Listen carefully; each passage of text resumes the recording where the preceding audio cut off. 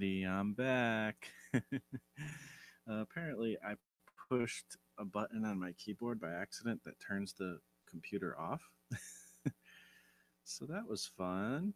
And then um, I think it had to do with my tablet, like because for some reason my keyboard and my mouse weren't working, and but the tablet was, so I had to like turn the tablet off and then restart the computer a couple times, and finally I got the mouse working. The mouse wasn't working, so I couldn't do anything.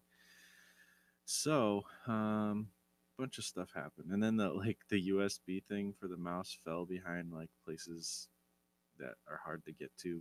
So I had to move things to get to the USB thing and plug it back in. It is just a crazy mess, crazy pain in the rear, and it cost me at least a half an hour, which sucks, but whatever. I'm back and I'm on the move and I keep going. So if you come back, thank you for checking in. Again, this is Marshall Lee of DonkeyJawProjects.com, and I'm working on my comic Darby um Cufflink, the Gentleman Avenger of Comics. And this is going to be about a 9 to 10 page comic. And yeah, I don't know. It's going to be just a fun thing, and I'm going to release it pretty soon, sometime this month. So hopefully sooner than later, because then I can start working on next month's comic. And I'm doing a comic every month on Patreon. So if you're interested in reading those comics, come over there and support for just $1 a month, and you can read them. And yeah, mostly it's a thing to keep me accountable. And it's way more like, I don't know, like I feel like I'm gonna be better at being accountable um, if I kind of have people waiting on me, and stuff like that. So it's like right now I don't think I have any patrons yet, but like it's not a huge money grab or anything. It's more, I mean, I do appreciate the support for sure. And I had a Patreon before that had people on it, but now I have a plan, and I don't know. I think it's a good way to kind of think, to kind of like keep myself accountable and stuff with all this stuff. So I don't know. Hopefully y'all dig it. Um, wow, I just saw some cool art by my buddy Noah. Um, Samurai Ox. So that's really cool. Looking forward to checking that out. So time to get back on the thingy. I'm just trying to find the video so I can keep my eyes on the chat. And hey, Daniel's back. Yeah, stress for sure. Oh, are you saying like Patreon's a stress factor? And yeah, the accountability thing. Yeah, for sure. I definitely get what you mean. But it's a good stress for me. To me, the thing is I spend a lot of time preparing to make comics, but not actually making comics, and it's frustrating the crap out of me. So I'm done with that. I'm just gonna make comics, and we're gonna make it happen. And this is like giving me that extra push to be like, all right, like I don't have time to do anything but make comics now, kind of, when it comes to like creative stuff. I can't. I mean, I have a little time. I can maybe find some time to read some comics and maybe do a little illustration here or there, but it's really like focusing me into, okay, I got to work on comics, which is what I have to do right now. And I think I might chill out with this cover. I wanted to get some progress in on this cover, but now because I've had this situation, I think I might just jump over to pages instead. So let's do that. It only makes sense. Um, I really got to get stuff done with this. So let's see. Let's open up the. I guess the first page we'll start with. even though it's like the most boring page. Maybe I should start with a more fun page. That way, it'll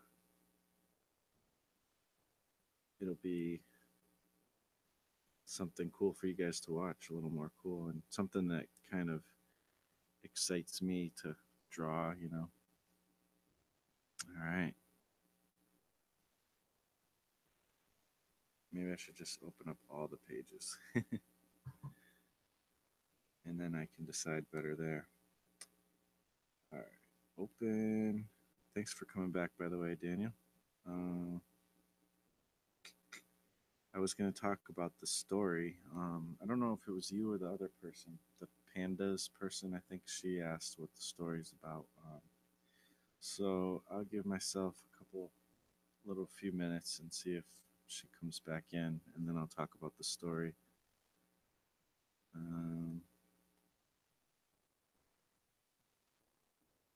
Daniel says, yes, they have to make this given number of pages per week can stress you out. Yep. Um, Doing web comics, so he knows about buffers and needing to have stuff done. Yeah, I'm hoping to build up a buffer, but I'm just gonna go at it for now and try to at least make one a month. It'll be like somewhere from 5 to 10 pages, most likely. Hopefully. Hey, Mike, what's up? And that's cool. You're doing webcomics. Definitely shoot a link in there. I'd love to check it out. See what your check out your webcomic. Yeah, enough time. Absolutely. Something with a hot chick. I'll do a page with a hot chick. I do have at least one page. It's like the hardest page though, but well, maybe in some ways it is. In some ways it's not. And other pages could have a hot chick. I can insert hot chicks. um, and forgive me, anybody, if you don't like the term hot chick, but I don't know. I think it's a cute term. I don't think it's derogatory personally. But all right. Anyways, so yeah, I could do that. I could work on the first page too. Your art got a lot better when you started working on the comic. Yeah, yeah, and that's kind of. I feel like this, even though it's not, your typical web comic type of thing. This is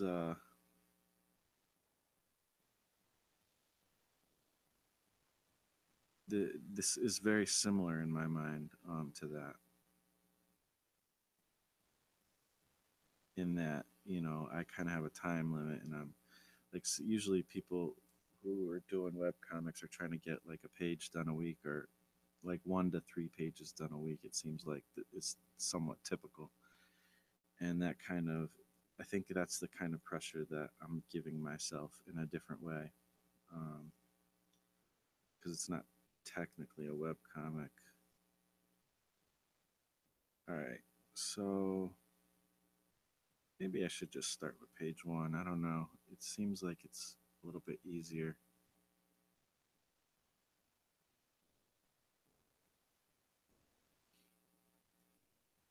And it's funny that Panda's person was asking me about manga, and I'm totally trying want to add some manga influence in, and you can kind of see it in these the action pages. I'm definitely bringing in some manga inspiration. Um,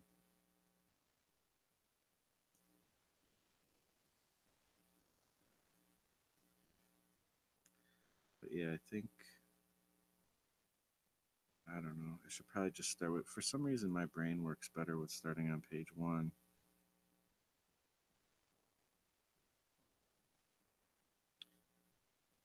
This one has a perspective shot, a couple of perspective shots, actually three. Wow. All right. I just got to choose one. This is like one of those situations where it's like, I don't know, I'm scared to do it, but I got to jump in and make it happen. This seems like a somewhat easy one. Maybe I'll just start with this one. No, because this character I need to draw better, and I need kind of have a better idea. So, you know what? I'm just gonna start with page one. There's no hot chicks. Sorry.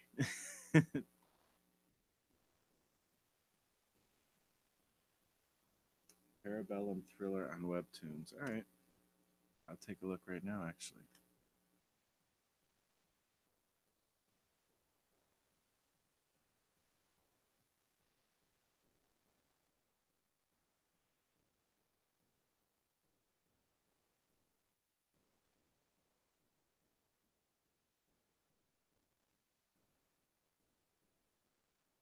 Doo-doo-doo-doo.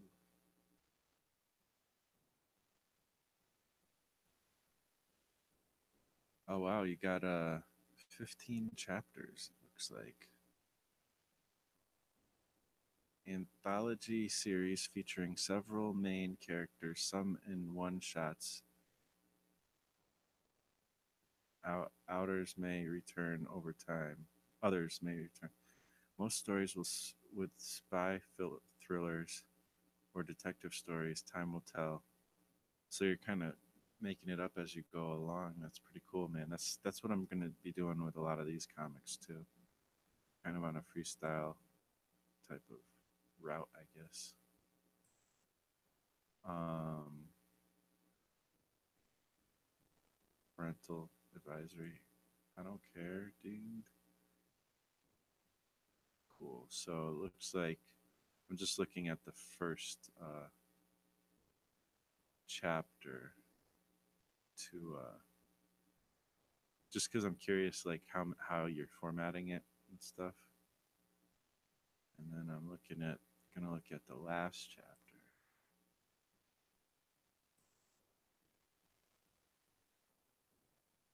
It's cool though. Oh, you already moved to like a different style too. Interesting. Cool, man. That's awesome that you got so much work done on it. I'm definitely gonna check it out and do a little reading. So thanks. I'll keep this up. All right. So everybody, yeah, check out Daniel's Parabellum thriller comic on Webtoons. And Mike says, glad I could catch it. Tried to use the Hangouts link, but it never works on my phone. Oh yeah, it's a pain.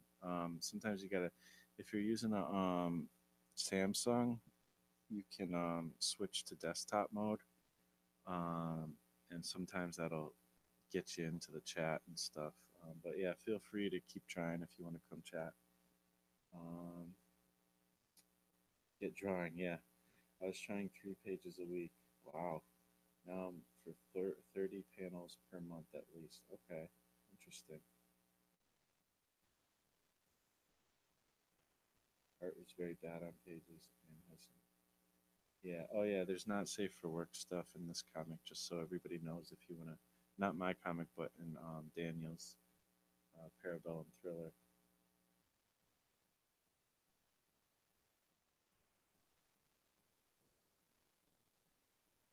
So yeah, cool. I'll be checking that out. Yeah, no problem, man. On mentioning it, I always like to promote my fellow comics peeps, and we're all in this together, man. We got there's a lot of work to make these things. So, all right, let's get to let's get to the comic. This is the hard part, right? Probably shouldn't be streaming while I'm trying to like do it, but yeah, who cares? All right, let's see where to start. Now, this is gonna be like this isn't me. This whole comic isn't me, like, or any of these monthly comics isn't me trying to be like, okay, I'm gonna make the best possible comic I can, no matter how much time it takes. It's not that. It's I'm gonna make the most comics I can make within the allotted time, and the art is gonna be what the art is gonna be, and hopefully, I can do it quick and also make it look cool. So now I have to figure out how to make it look. decent. So one thing is, should I do hand drawn borders, or should I do, you know, do it all nice and neat? Let me just see something. Oh,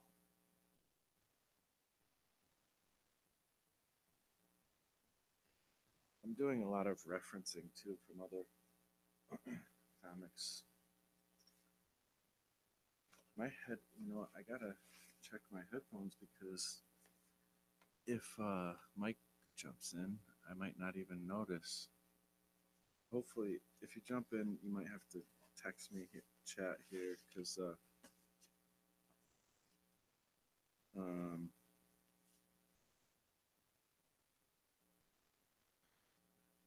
because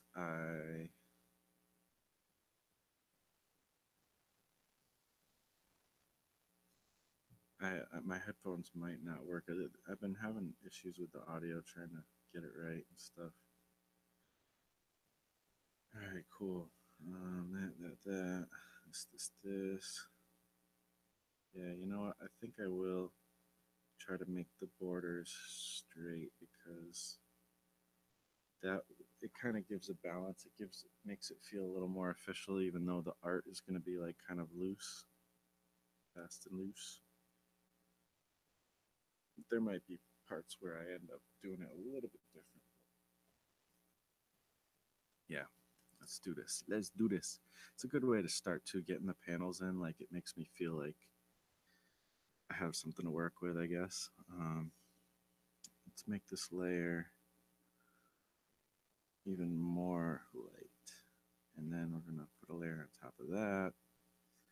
I guess we'll call it inks, which only makes sense, right?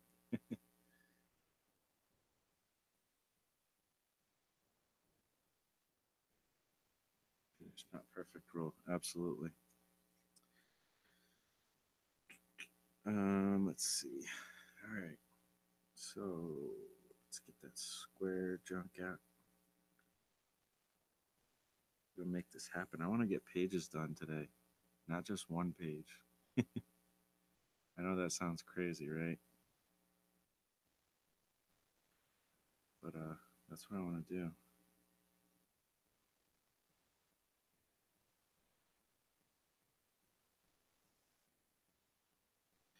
See, I don't like.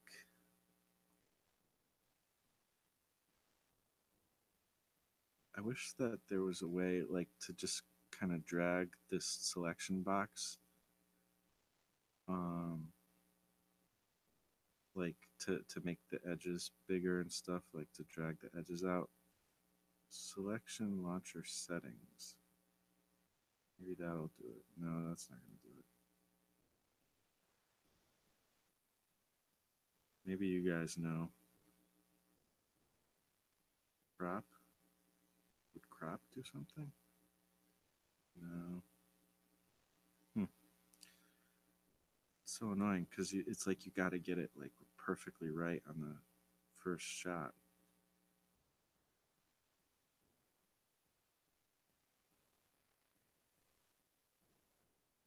I'm somewhat new to. I'm pretty new now to like digital and um, clip studio things like that. All right, well, that's right enough for me. But I wish that I could kind of change it up at will. Outline selection G is how you do it. Okay, I got to remember that. Draw on the border. I use black. We got that. Good. That. Draw on canvas edge. I don't know what that means. Didn't do anything. Yes, it did. All right, that's not thick enough, I don't think. We'll do it again. Oh, I can use G. Let's do G. Do G. Doesn't want to do it. Okay. Said to use G, but G didn't work. I know G is the fill tool, the bucket tool. So I don't know why it's saying that you can use that too. All right, let's do 15. Line width. Hopefully that's better. Let's see.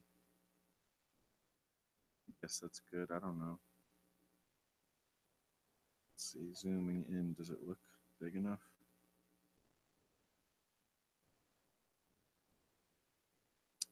I feel like it should be thicker. Let's try it again. Do do do do. Preferences. Where is it? Where are you? Edit. Let's go with 20, I guess. 20 will be enough. Yeah, it's good enough, I guess. All right, cool. Do-do-do. Use the line tool to make the square. Yeah, I could have done that too, huh? You really want to check out Clip Studio?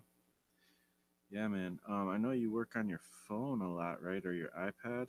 Do you work on a regular, like a computer, tablet, desktop type thing too sometimes, Mike? Also, it seems like you're making a lot of progress on your project, man. If you do come on, I'd love to chat about it, or you can type some stuff in. But looks like you're starting to form things up. Are you working on pages yet, or how's that going? All right, let's make the other borders. Let's try. I'll try doing the line tool, like you said, Daniel. All right. So what are we gonna do here for borders? I guess I gotta make this balloon thing, and I know there's a good way to do that too. Hmm.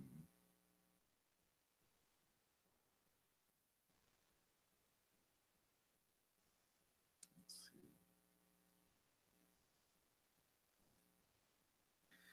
I really don't. I need to maybe look up some tutorials on using text um,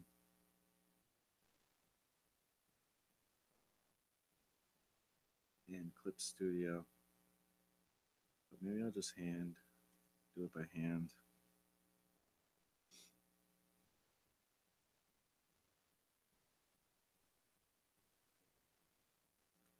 All right, let's go back down to this layer and we'll erase some stuff. Why isn't it erasing?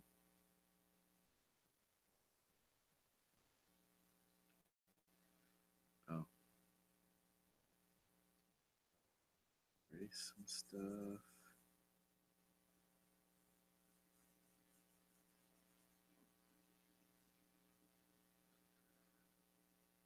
And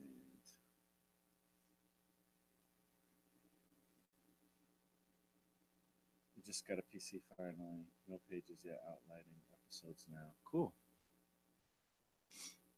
Well, it's looking cool. So far, all the concept art. Definitely curious to see what the story is and all that.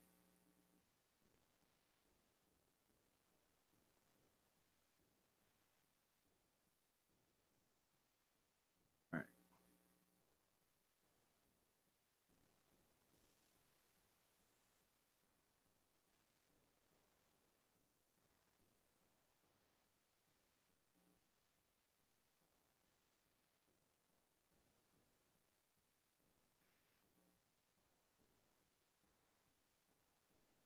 it's too big.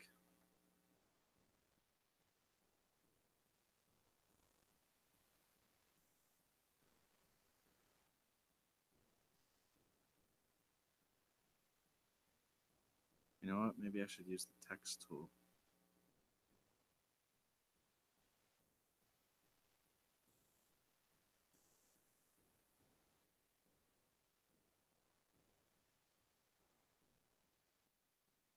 Or maybe not.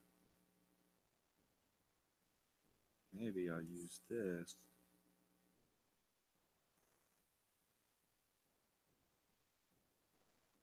Oh, whoops. I went a little too crazy with that.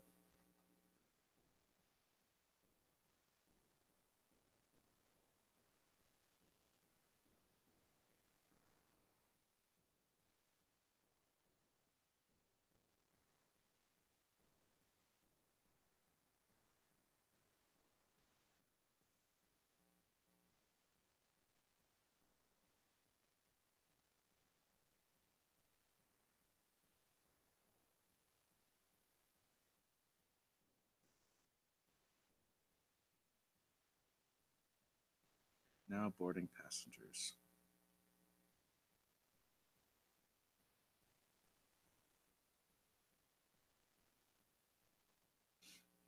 All right.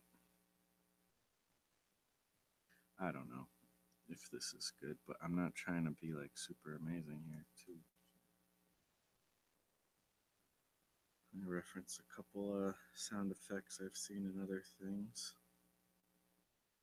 Yeah, just trying to.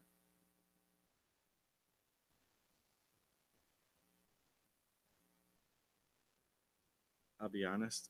I look at reference sometimes to be like, is it okay if I do this? Probably pretty lame, right? But whatever.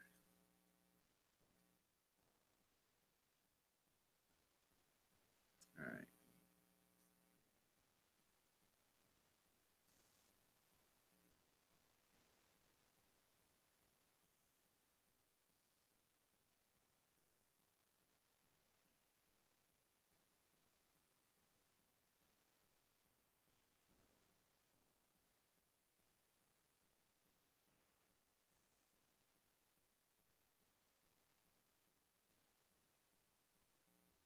Now,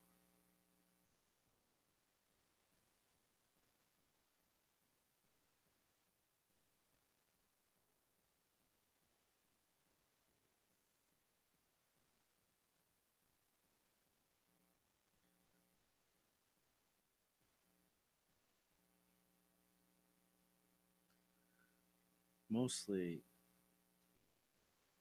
I kind of write it out like that so that I can get kind of the sizing in right.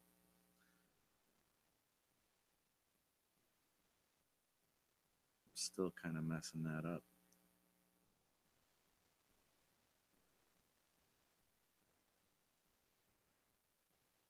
Hopefully, I can make up some space here somewhere.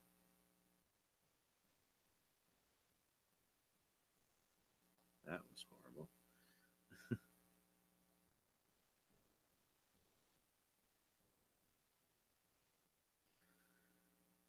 This is where my years of playing with graffiti in my sketchbooks comes in. I guess.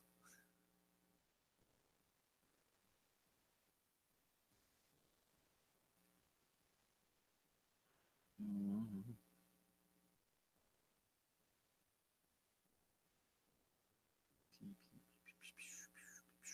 All right, here we go.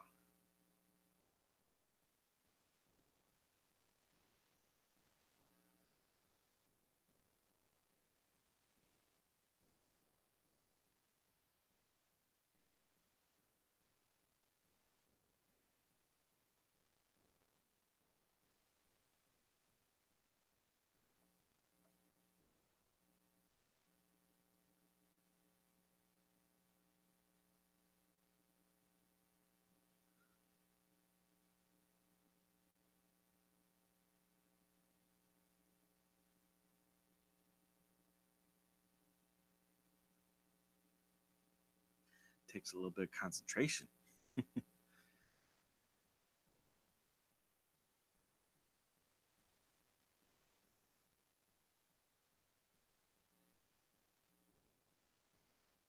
Doo-doo-doo. Feels good to get some stuff out on the page, though. You know what? I probably should be using a different pen, but I already did it with this, so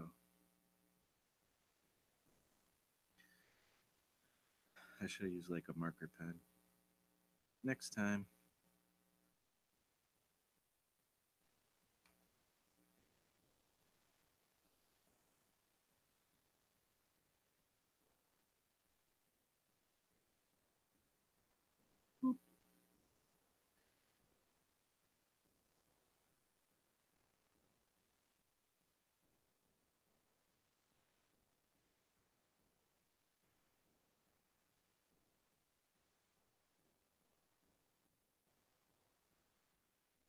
Almost there.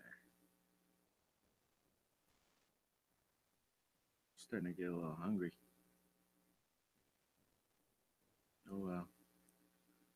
I'll eat later. All right. That looks good enough, I guess. I will do a little um, shape shifting it.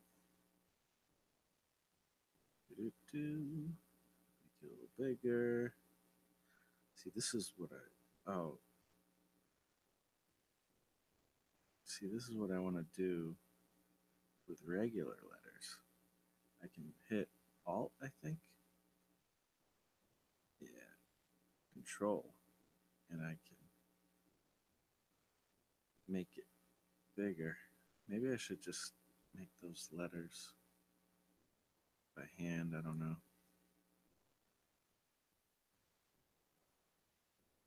Computer slow. All right.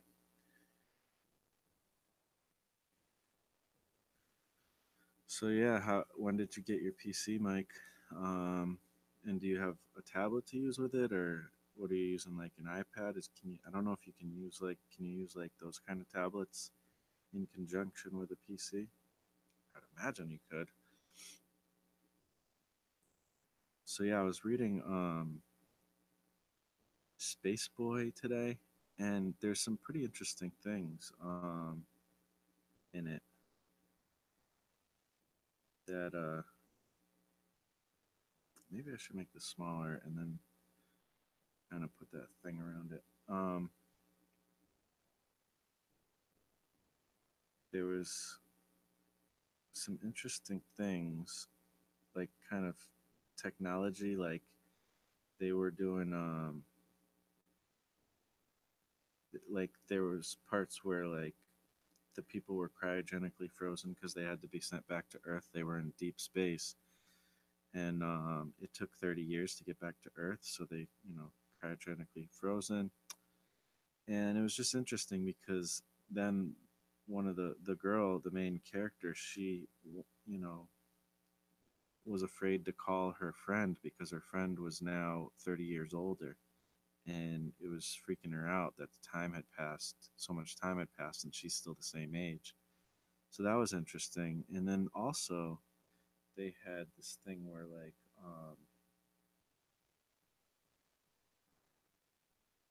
where they had what do they call it, Netgear, um, which is like it's basically what we have with our iPhones, but use everybody's got glasses that they wear.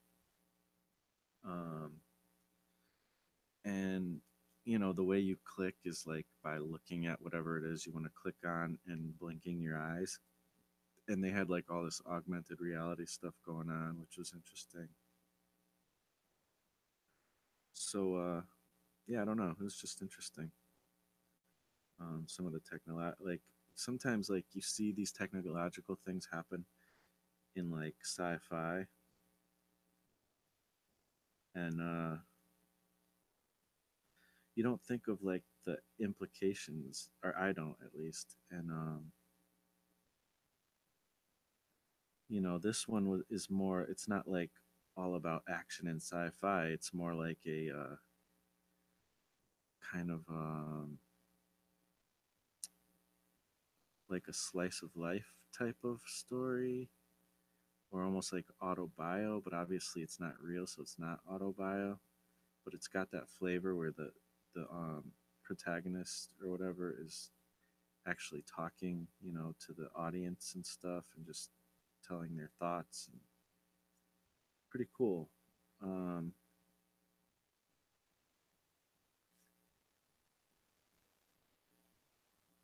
So yeah, you get more of like the what everyday life would be like kind of thing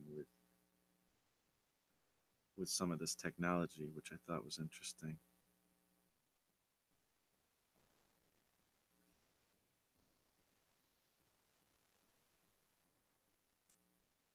See, this is the type of stuff. It's like I might sweat it out. Like how am I going to show this part with the boarding passengers thing? And I just kind of made it up as I go. And I don't know. It's like I kind of like that. It doesn't have to be like you don't have to have the perfect solution for every situation.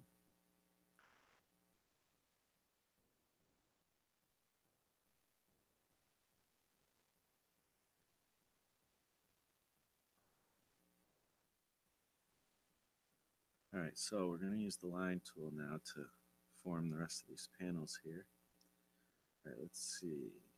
When you say the line tool, do you mean like the selection? I don't know if I know what the line tool is, other than just using a pen and maybe using shift. Is that what you mean? Which I could totally do that.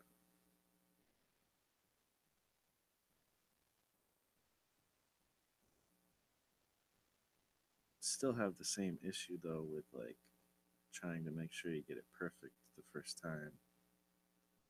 But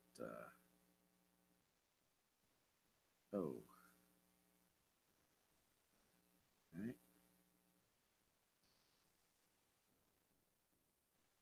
But whatever. I'll give it a shot.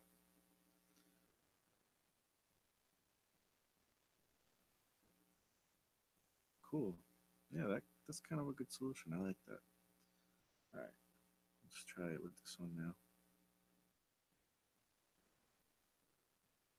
Mm,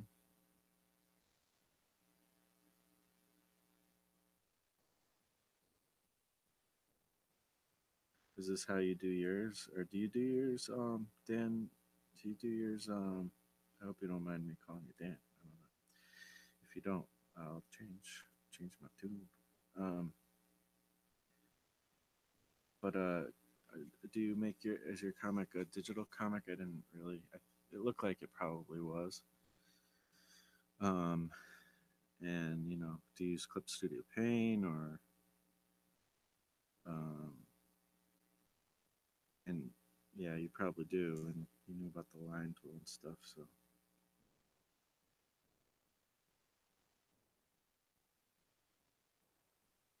I don't mind if some of these imperfections are there, but I also try to cut them out a little bit so it's not too crazy.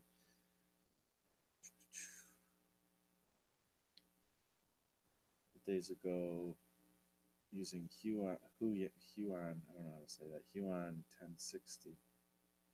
Really, how is that working? Do you like it? I'm using a Galman. I guess I don't know if that's how you say it either, but I forget what number model it is. Does it say here? I don't want to like mess something up by trying to look at the back. Maybe I will, because I'm not.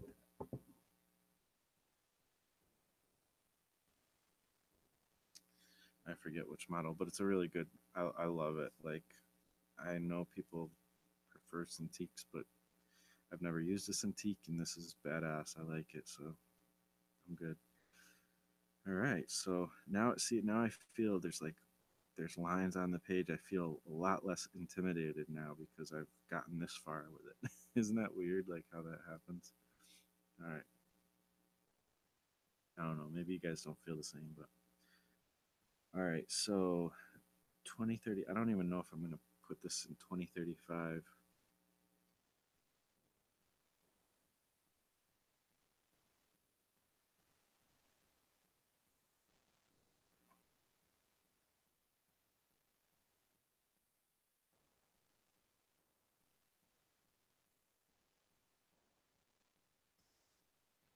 Maybe I'll push it further out.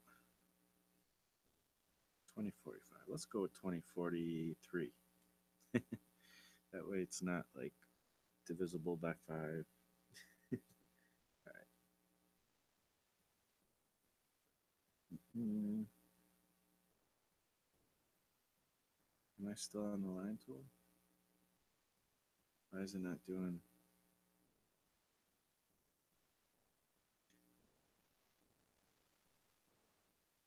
What am I doing wrong? Forget now. What was I doing before that is different now? Oh, I'm on the eraser tool. No wonder. I'm like, what? Do.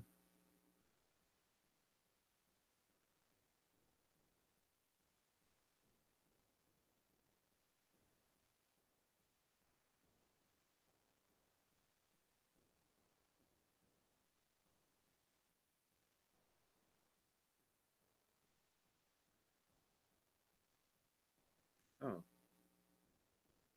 this is the line tool.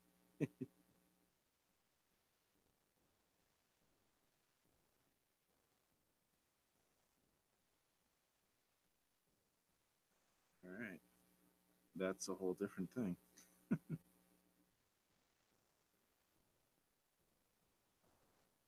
I never used that. All right. So let's go. I don't want any. I hate anti-aliasing. I wish it like defaults to anti-aliasing, and I wish it would default to not anti-aliasing. Ending size. We're gonna go with. I think we're going with 15, right? So let's do that. Or maybe it needs to be smaller since it's. All right.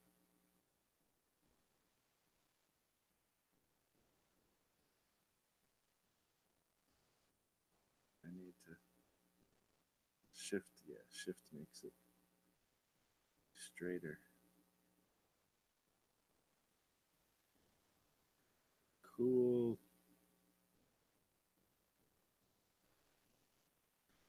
Probably.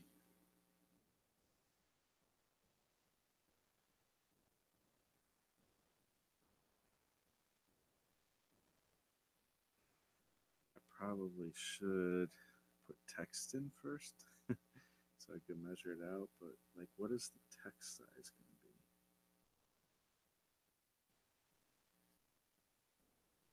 See, I'm not trying to letter yet, though. That's the only thing. You know what? Maybe I'll just write it in. Yeah, I'm gonna go with that. It's funner that way. It's more funnerer. Let's see. I'm trying to. I want this to have like a look of like I'm hand doing it, or maybe not hand doing it, but like I mean hand doing it digitally.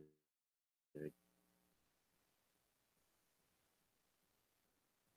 so I'm kind of cool with that. Let's see.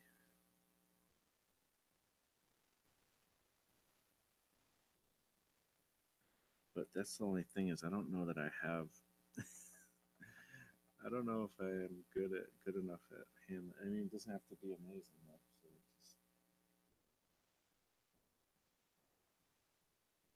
it doesn't have. I don't want it to be horrible either. Goodness. I think I'm gonna use a marker though. Tilt 10. Needs to be a little bit thicker. Try 10. What would a 2 be like? Yeah, it's not gonna have that little loop de do. 20. 35. Oh yeah, I'm not doing 35, am I? I'm doing 43. 43.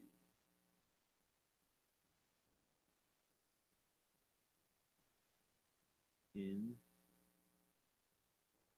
a. Oh, I can space these out a little bit.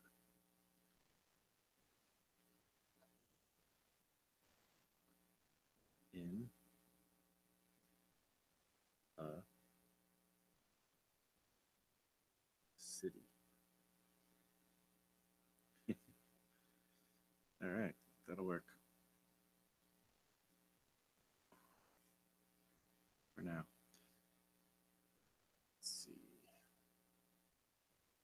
Great. It's pretty comparable to an Intuos over 8100 on the pressure sensitivity. A ton of hotkeys too. Yeah, I got 8, 9, 10 hotkeys. I guess that's a lot. I guess for me, it's good enough. I'm glad I just have some, because uh, you know, they're helpful. I don't like the zoom though. Like this is how much it zooms. It's like zooms way too much. I wish I could press the button and it would zoom less. There's probably a way. There's always a way to fix everything.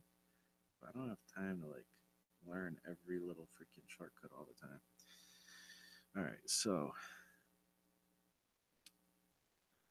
let's figure out how to draw a subway train that's like futuristic. Maybe I should use a square tool, but I want to do uh, rounded edges. Not possible. Yeah, it is possible. Okay, now that I think about it, I'm gonna just. How am I gonna do this? I'll do it on another layer first.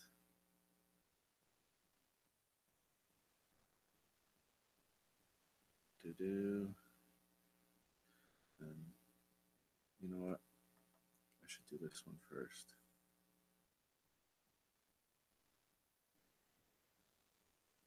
This. We're gonna get that stroke in there. Stroke it. I wish there was like a better word. Oh goodness. Now I can put that rounded edge. 20. We use 20 for the borders. Should I use it for this?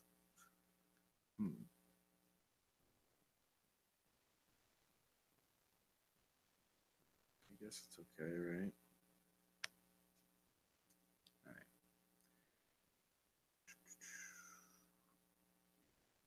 Okay. Here goes nothing. See, that's not rounded edges though. I wish it was more rounder. Maybe there's a better, more rounder edges.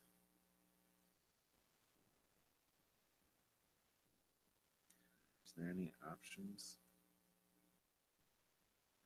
All right, I got the round. Drawing canvas edge expansion type. Yeah, there's no.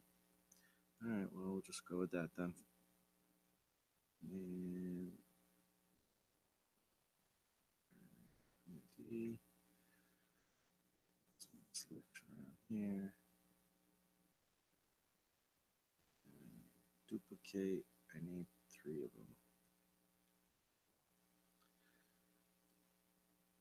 Mm, mm, all right, like this. There we go. Do it right, Marshall. Do it right. Baby, you can do it. Take the time. Do it right. Do it, baby.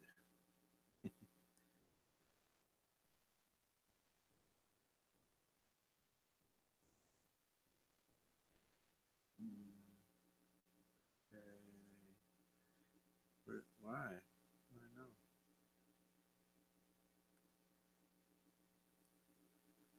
There we go. Is that right? Yeah. Sweet.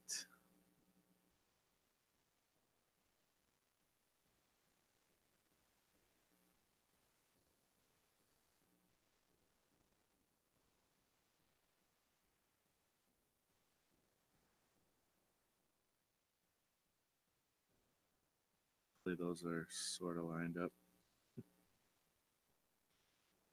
All right. Now we're going to get the old eraser tool. Yes. A little bit more. Make it bigger. Oh, I gotta. Let's merge these. Merge with layer below. Merge with layer below. All right. I think I got to, I need to layers.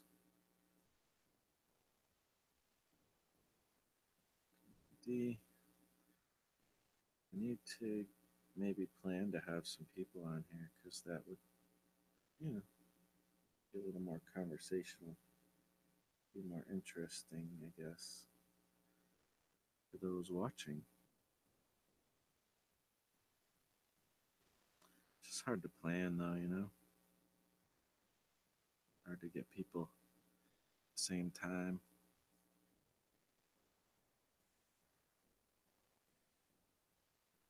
All right, let's get this.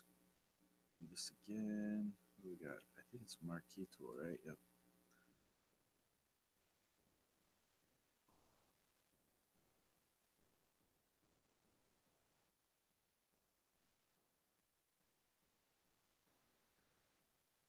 I can get away probably with not being perfect because trains move and bump and the trains are connected in different ways. So, yeah. All right. This again. I wonder why I can't just do it. Whatever. All right. Take that. Do one of these. Do one of these.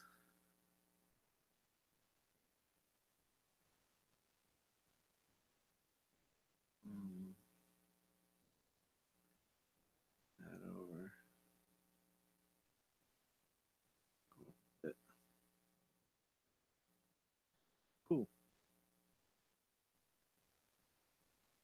Simple enough. Let's merge this down.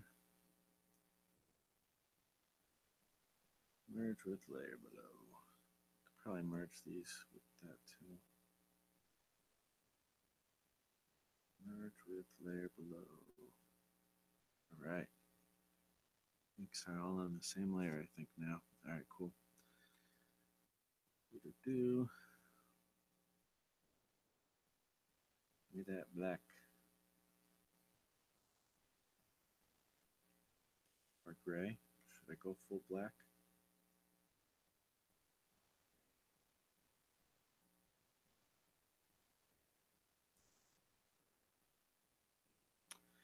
It looks a little too simplistic, I know, but I don't know.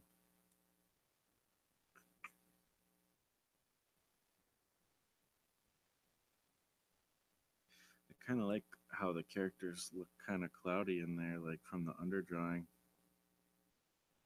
Kind of cool.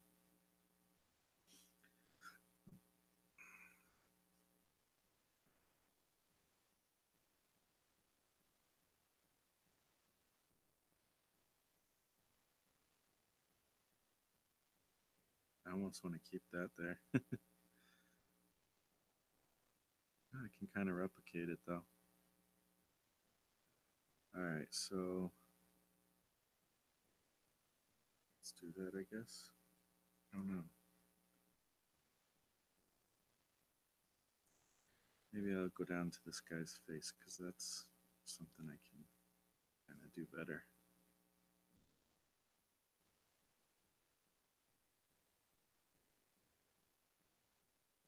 Here we go.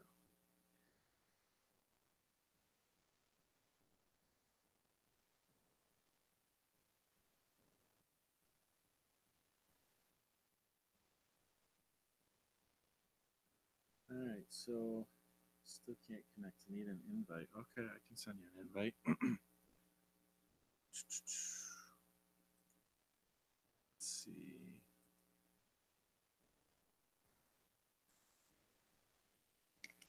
Let's see if you come up automatically.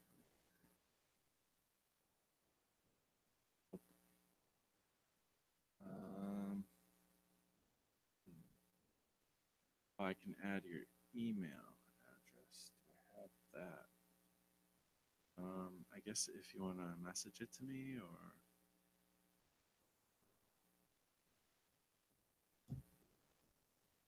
yeah, that's how we used to do it. We used to do email. Now I'm thinking about it. Yeah, message me your email and Facebook, I guess, and I will send you an invite, Sir Mike. All right.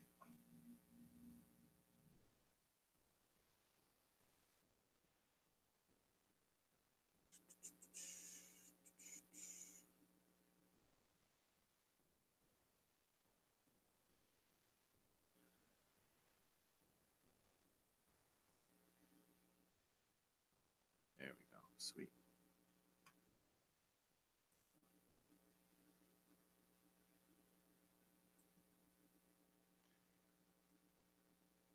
Mm,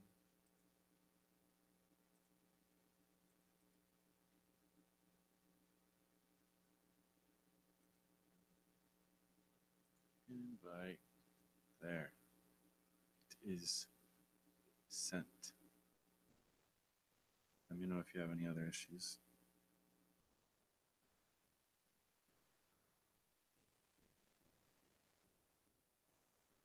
You know what I need to do is look up some pictures of subway trains going by, and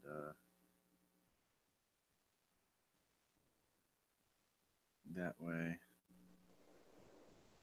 I can.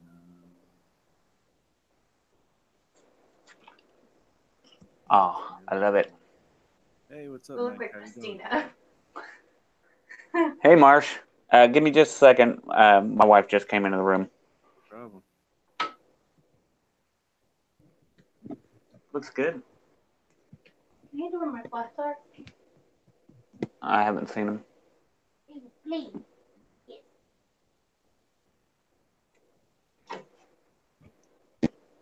All right, I'm back. Sounds good, man. How you doing? Pretty good. Cool, cool. Like I said, working on some an outline for the next episode. Hmm. Nice. Um, so how far along are you on that?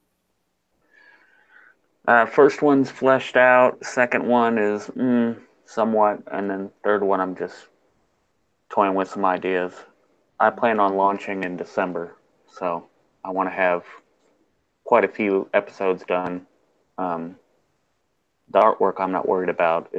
That'll be the easy part, but writing is my tough part, so I want to get that knocked out. Yeah, I feel you on that one for sure. Um, the so that's cool. So when you say episodes, are you talking like you're gonna put it on webtoons? Or are you talking that kind of Yeah, episode? yeah, it's going to be webtoons again. Cool. Um, that's awesome. I Yeah, was always behind the eight ball on the Glass Crown, so this one I'm going to be a little more prepared for. It was definitely a learning process. yeah. Well, yeah, that's cool. You just kind of like figure new stuff out and give it another try in a different way. It's how I do it too. Yeah, I didn't plan the last one at all, so it was I was working full time, and it really came down to uh, writing, penciling, inking, coloring in one day, 5 pages Wow. every week, and it was killing me. I couldn't do it. I couldn't keep up. Yeah. The art suffered, the writing suffered, everything did. I suffered. So I, I was expecting, oh, I can do that. I can knock it out. And then I realized when you post on Webtoons, it's not just one page. You want to link together, 4 or 5, so it's a decent length on each one. Yeah. And I didn't take that into account. So my little I had like a buffer going of like 6 pages, and that blew right out the door because of that. So, Wow. but now I know, and this time like I said, I'm doing outlines so I can kind of keep in mind what's going on instead of just winging it. Hmm. lessons learned. That's all. Yeah, no doubt. Um, yeah, I've always been kind of worried about like a trying to keep a web comic schedule, and I guess that's probably why I've never done it. But Mm. it does seem crazy, especially if you're doing like full like everything like colors too, and yeah, I don't know. I don't know if I'm gonna do colors on these or not. If I do, maybe I'll do them like if I bring them to print someday or something. Right. Yeah. We shall see. I mean, well, I shouldn't say if. I do actually plan to bring these to print. This is all. They're going to be collected kind of into like a anthology type of thing. Oh yeah. So, yeah. So, let's see.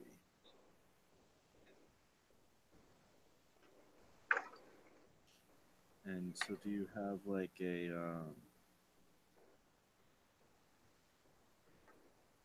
um, like a plan for how long this is going to be? No, not yet. I haven't really. The last one I had a beginning, a middle, and an end thought up, but not written out. This one I have the beginning and the middle that I'm going to be writing. I have no idea how it's going to end. It's kind of. I don't even know how to put it in their genres. It's fantasy, but it's going to have some comedy in it. It's going to be almost slice of life, and I don't know what to do with that. So, I'll have a villain, but I don't plan on that being like. I'm going to try to do it more like a Saturday morning cartoon. You'll have rotating villains, rotating, you know, um, guests coming in, and just trying to keep it fresh. So, Yeah. I mean, technically, I really don't have a main character. I kind of do. My barkeep guy will be the main character, but not in a sense that you're really following his day to day stuff. He's just there, kind of narrating. So, I guess kind of like Zach Morrison on Saved by the Bell. Mm-hmm. He's not exactly the main character, but that's, he's the one that interacts with the audience and stuff like that. So, Uh, give me just a second. I got to hop off. My wife is leaving. She needs help with the car seat, and I'll be right back. Yep, no problem.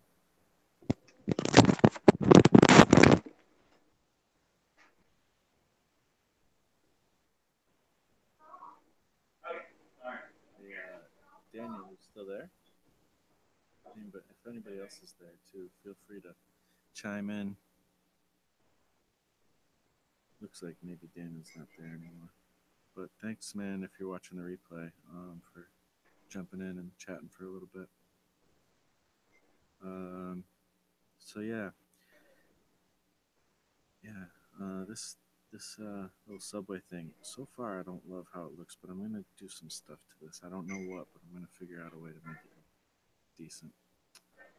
So I'm gonna move on to this part here. Let's see.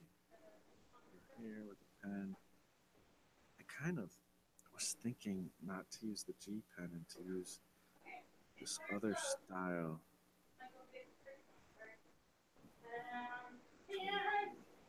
Actually, okay, I'm drawing. First of all, I'm drawing on the wrong layer. Second of all,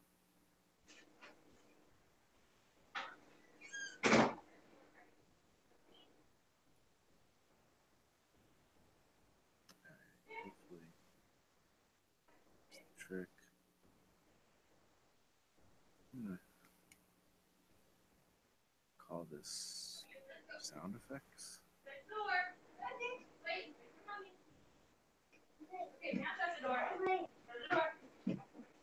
And maybe I should mute.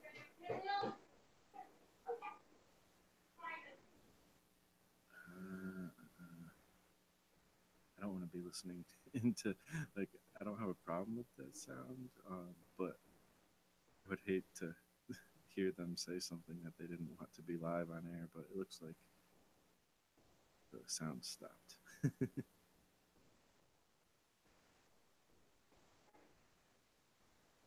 comes back, I'll mute him.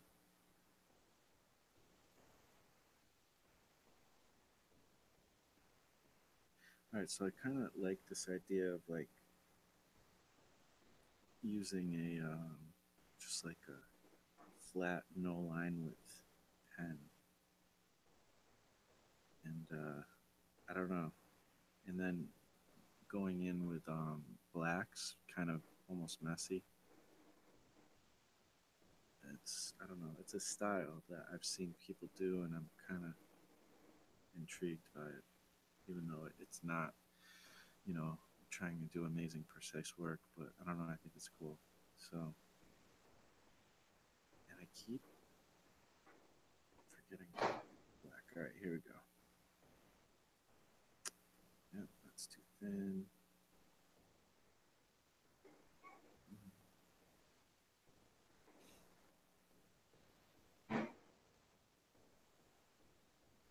What should this comic be that he's reading? Gotta figure that out too. So there is a little bit line width to this pen. I guess it's kind of like using a micron. I'm using like the marker Milli pen that comes with the program.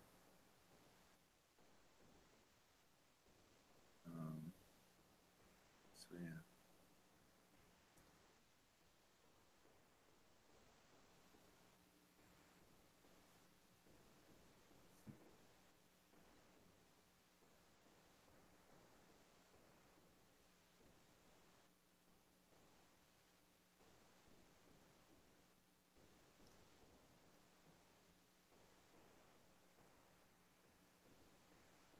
Maybe I use a.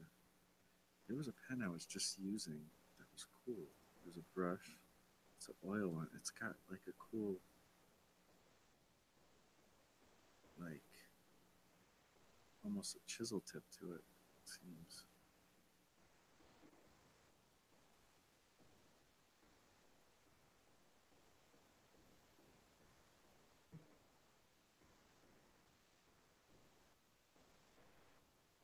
Hmm. Let's go back to what I was using before. Got the pencil, marker. Draw some pages in. These curves are. Seems like that's like a great way to kind of bring in to use. That's like a great place to use the like step backward kind of thing. Curves are hard.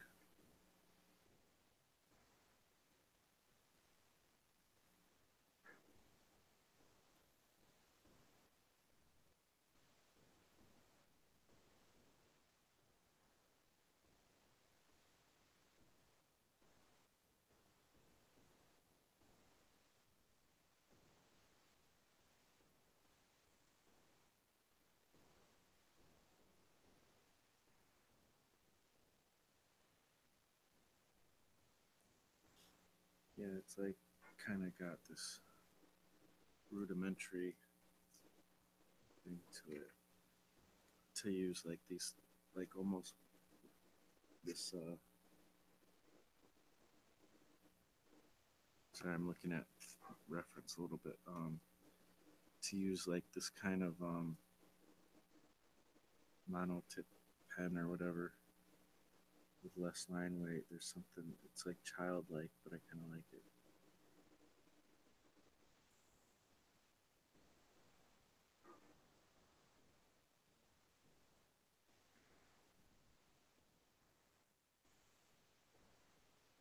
Hopefully, I can still make it look cool.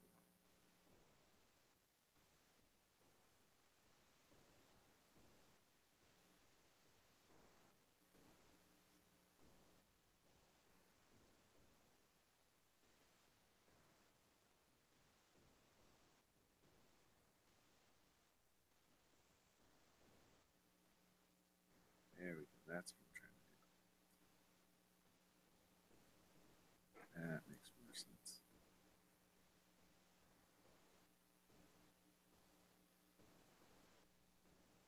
Mm, mm, cool. Mm. Now we're cooking with gas.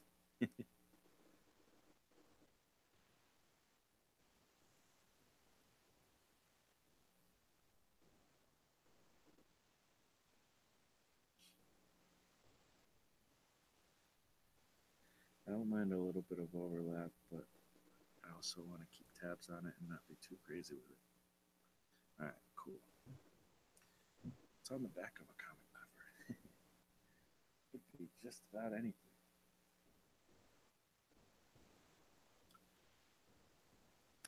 Let's see.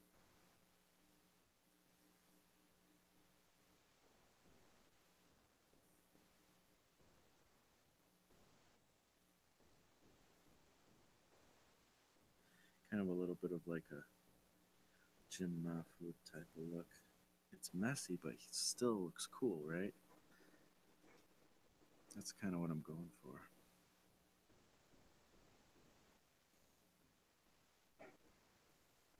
Met that guy once. He's really cool, dude. I actually have some connections with him, just friends of friends type of thing. Actually, I got this comics here signed. I have returned. Awesome. For a minute Sorry. there, I think it was like your wife or whatever. For a minute there, was in the background, kind of talking. I was about to mute it, but then she left. Oh, just a second. She's back. So Okay.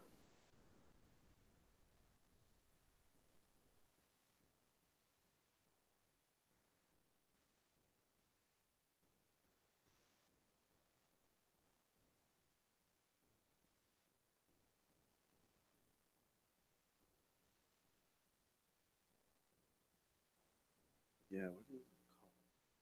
I know it's nearby, but there's the one he did. Jim Mahfood did with the cat. I can't remember what it's called, but something cat, peanut butter cat. I don't know. I forget something like that. But it's a really cool book. It's like my favorite thing he's ever done, and definitely not safe for work type stuff.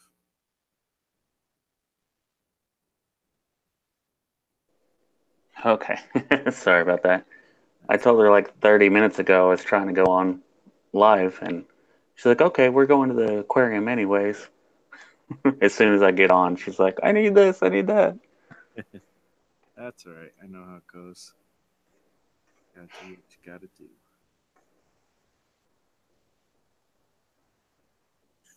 So, yeah, I was thinking, like, do you read stuff on webtoons a lot, or I do. Yes.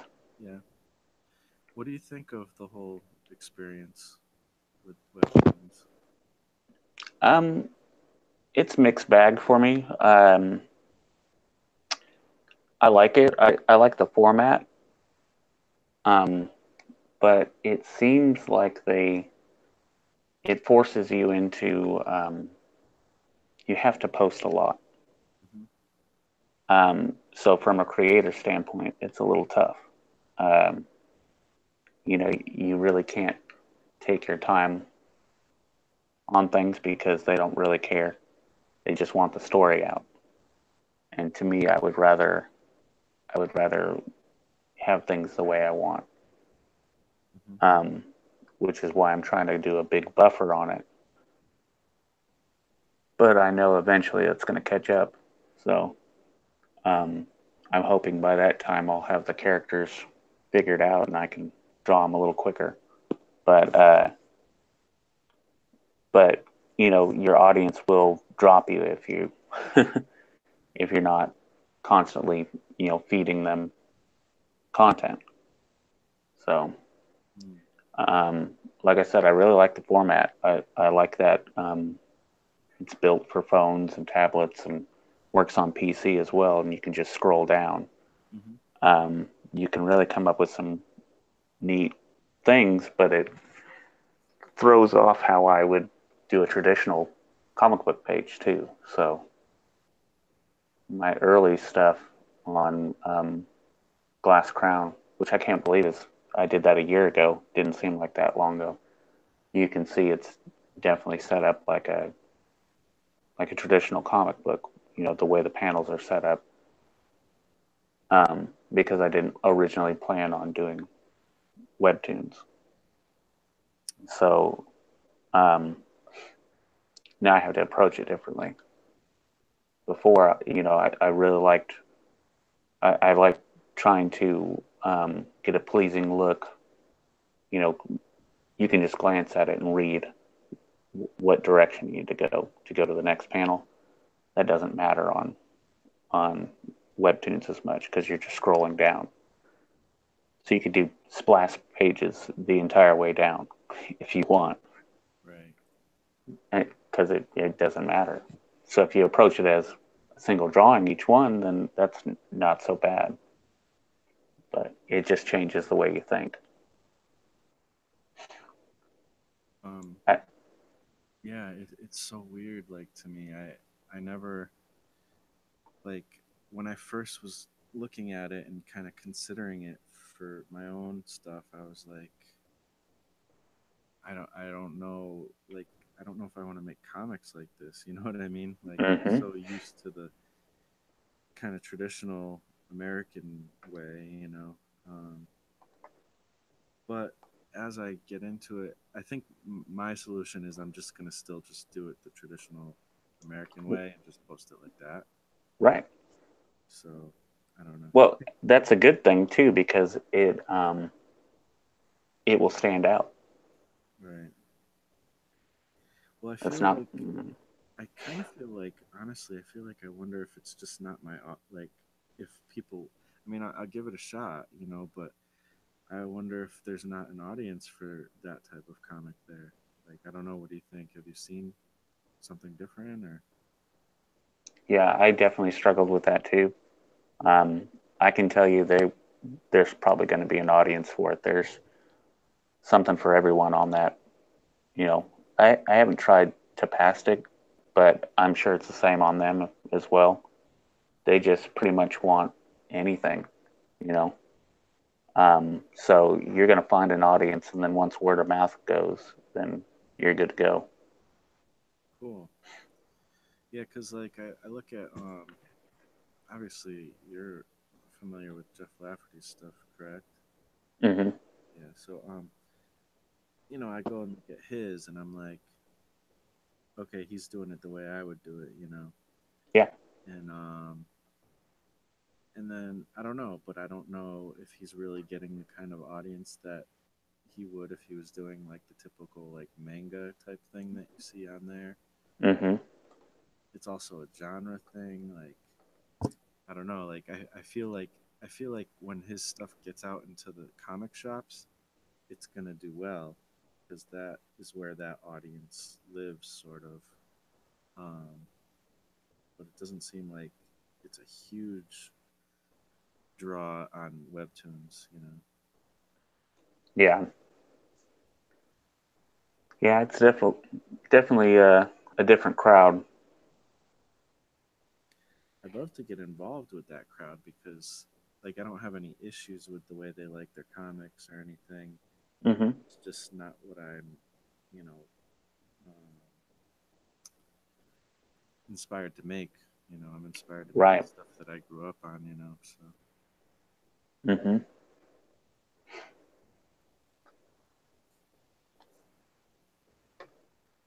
but we'll It's see. a it's the funniest thing. Whenever I tell somebody that I make comics, they automatically assume I do superhero stuff. You Yeah, know, and I'm like, well, I like superhero stuff, and I could certainly write superhero stuff, but I want to do my own thing. So it blows their mind that there's other things in comics than superheroes. You know, people that are outside of that. yeah, So, and that's exciting to me. You know what I mean? That you can open people's eyes and they can look at it and go, wow, this is, a completely different medium than I would have expected, this detective story to be in, or, whatever it is, whatever it may be.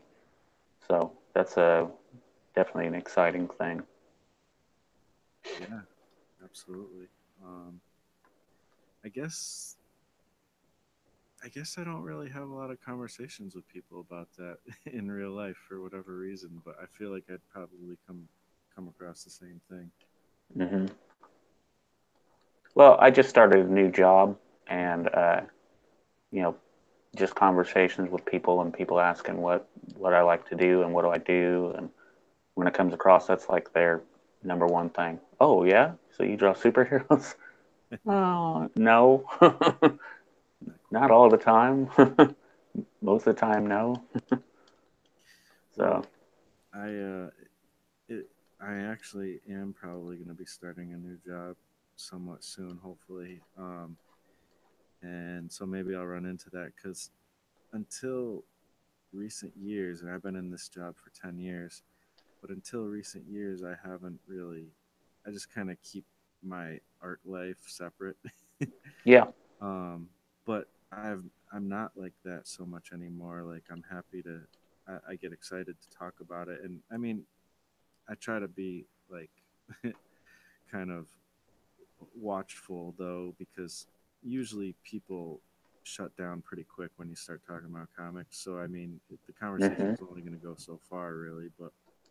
Um, but yeah, I've been more open to like at least putting it out there, you know. And so we'll Right. see. I'll be interested. It'll be interesting to hear what people's reactions are, you know. Yeah. I actually get surprising reactions though sometimes with certain people. They're like, "Oh, really?" And then they want to like commission me to, like, or they see something and they'll be like, "Oh, when you finish that, I'll buy it." They're like, "Really?" And they're not even into comics at all, but they're I don't know. Certain people are cool with it. Some people are just like, "Yeah, whatever." But Right. it always surprises me when people are like, "Oh," and they actually take a little bit of an interest in it.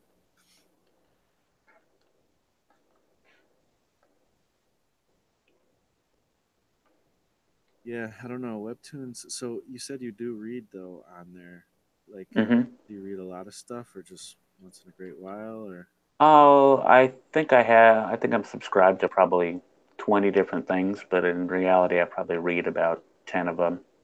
Hmm. Um, I try to. It used to be my last job. I would every day I would pop on read, but my new job, it's I get up at 2:30 in the morning, Wow.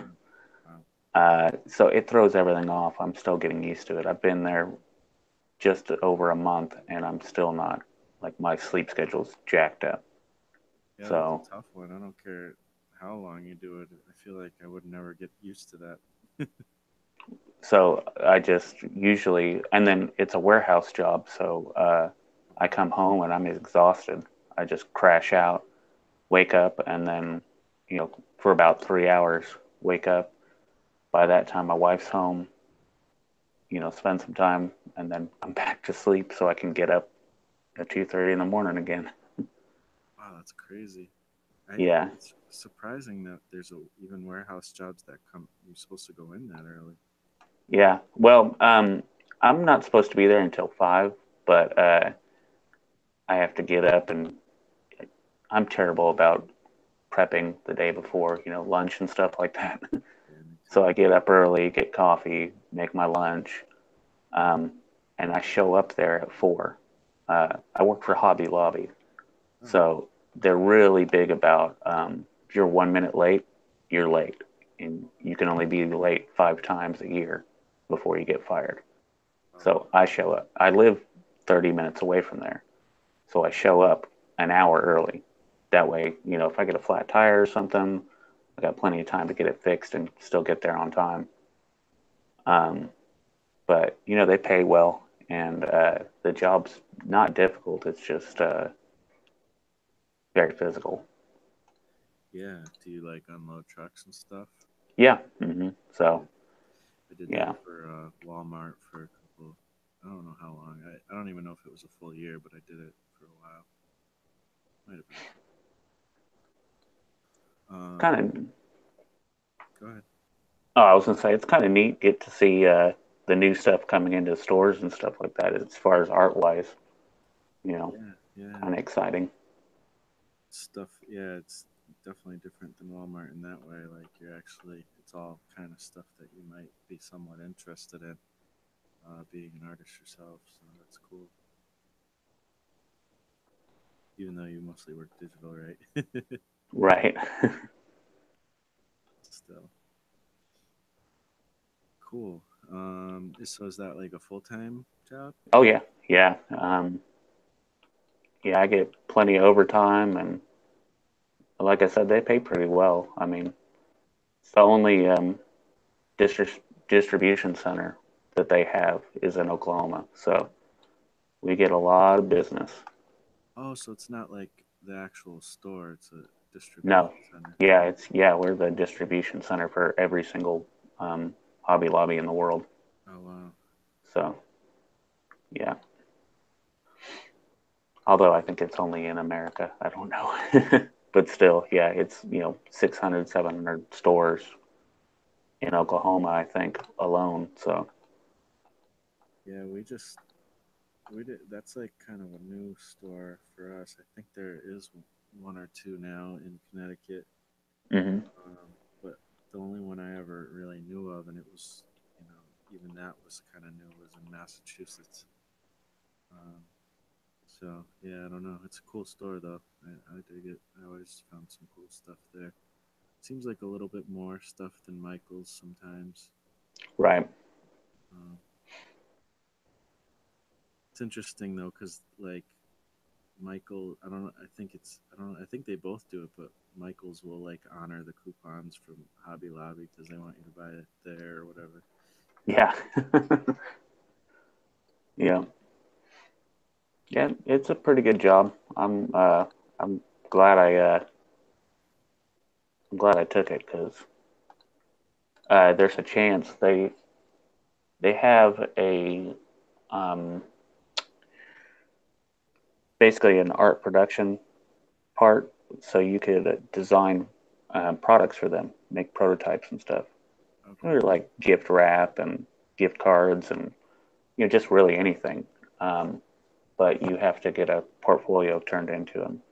But I Hmm. looked at it, and I have to be fluent in the Adobe Suite, which sucks because I am not fluent in Photoshop at all or any of them because I don't want to pay that subscription. Uh, Um, so I don't know how that's going to work. I might use my wife's student student thing to get it. It's like $55 a month for something that I still need to learn everything on. Ooh, I don't know about that. So, um, you can it can be cheaper. You can get just Photoshop. I think for like oh yeah, $15 a month or something. Oh, you yeah, need to learn the whole the suite.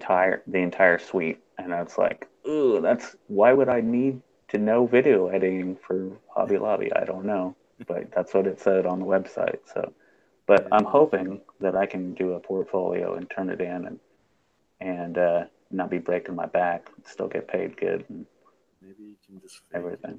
it. So we'll see. Yeah. But as of right now, minimum wage in Oklahoma is 7.25 an hour, Oh, and I get paid 16 plus all the overtime I can get. So oh, it's that's kind of pretty nice. good. Yeah. Yeah, That's about what I make, and I've been working at the same place for 10 years. And you know, yeah. it's I'm glad I'm moving to something different because I don't I assume the cost of living in Oklahoma is probably a lot cheaper than it is here. Connecticut's one of the highest, so Oh yeah, probably so. Yeah, it's definitely a lot lower than. I moved out here from San Diego, so it oh, was that's like even ridiculous out worse. there. So yeah, Wow, ridiculous out there. So that's crazy. Wow, you moved to Oklahoma from San Diego. Isn't I would want to move to San Diego except for the money part, but Yeah, what I hear. definitely. Definitely. Yeah. Nicer weather out there. Better food too. But oh well. Yeah, it's just how things went. But when I moved out here, gas was like 97 cents a gallon. Oh, wow. So, I mean, it's gone up quite a bit since then, but it was already 250 out in California, and that was 1997. Oh, wow. So you moved out a long time ago. Oh yeah, yeah. So I've lived in Oklahoma longer than I lived in San Diego because I was 17 when I moved out. So, Oh, and I'm 39 now, so technically I'm more Oklahoman than San Diegan. I gotcha. won't tell them that though. Yeah. Wow. Yeah. Sounds like we're about the same age. 39 as well. In February, I'll be 40. Yep. Um, yeah. It's interesting. Yeah, I'm gonna be getting into most like hopefully, God willing, I'll be getting into sprinkler fitting work, getting a trade. Um, so I'm looking forward to that. It's supposed to. It's pretty much all set that I'm gonna get the job, but you just never know. People say it's all set, and then they might kind of change their mind last minute. So we'll see. But um, I'm excited. It's definitely a good opportunity, and on construction sites, apparently, it's like the second highest paid job you can have. Um, so that's kind of cool. The first being, I guess, elevator installers or whatever. Oh yeah. Yeah, I guess they make the most. I don't know why, but apparently that's the case.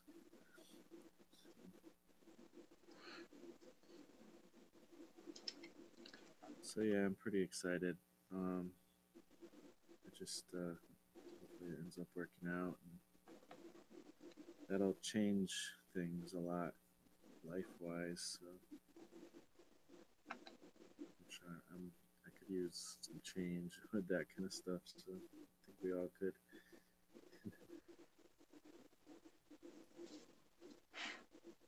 Money, money.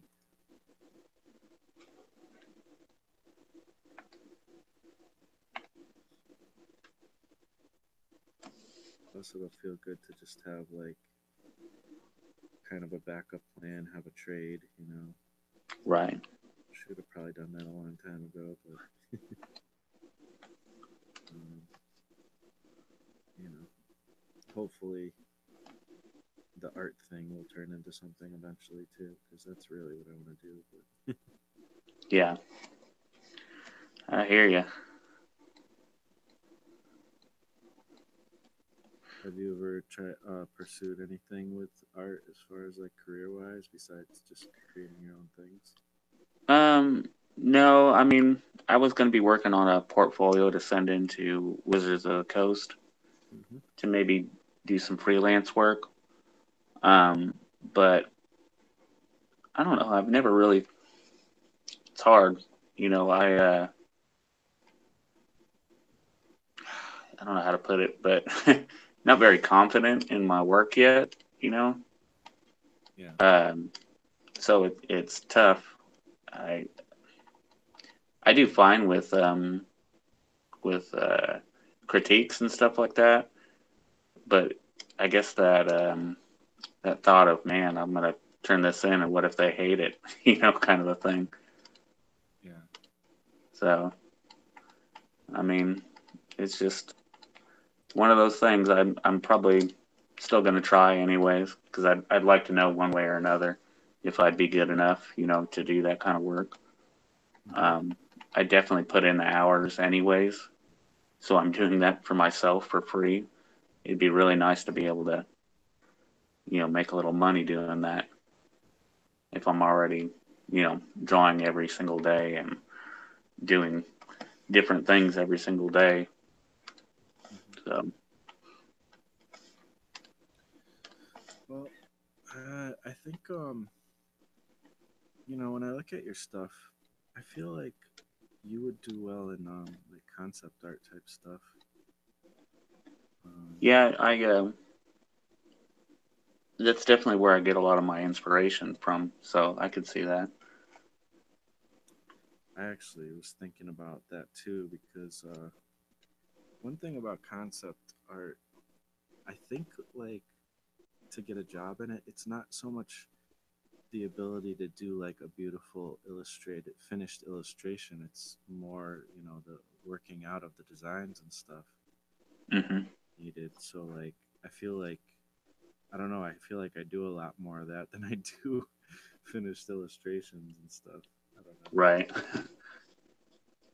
Yeah, I'm definitely in that boat.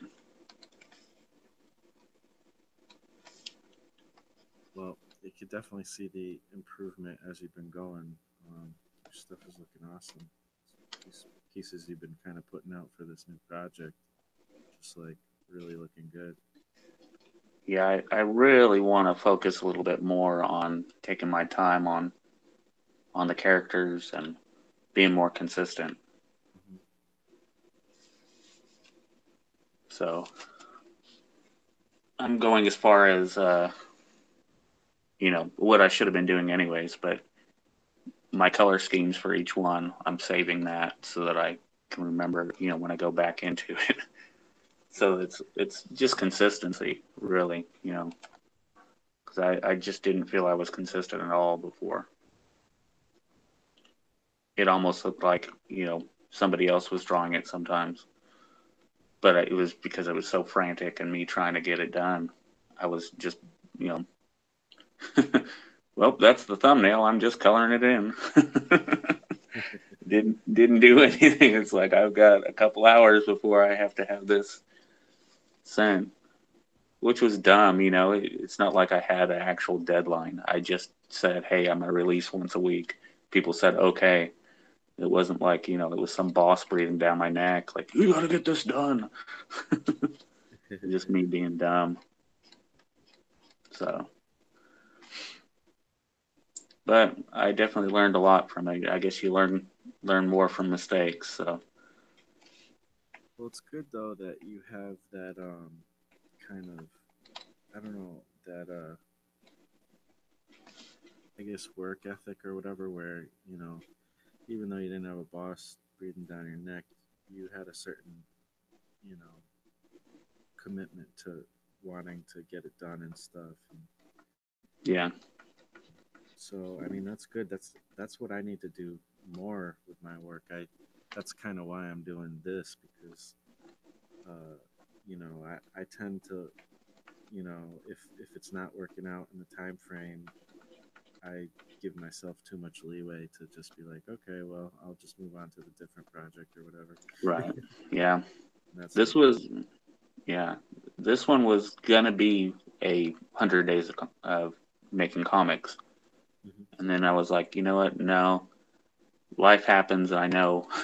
Just started this new job. I better not try to commit to something like that. Mhm. But originally, that's what it was. The plan was I was going to do the 100 days comics for this one. Yeah, So yeah. maybe the next one. No.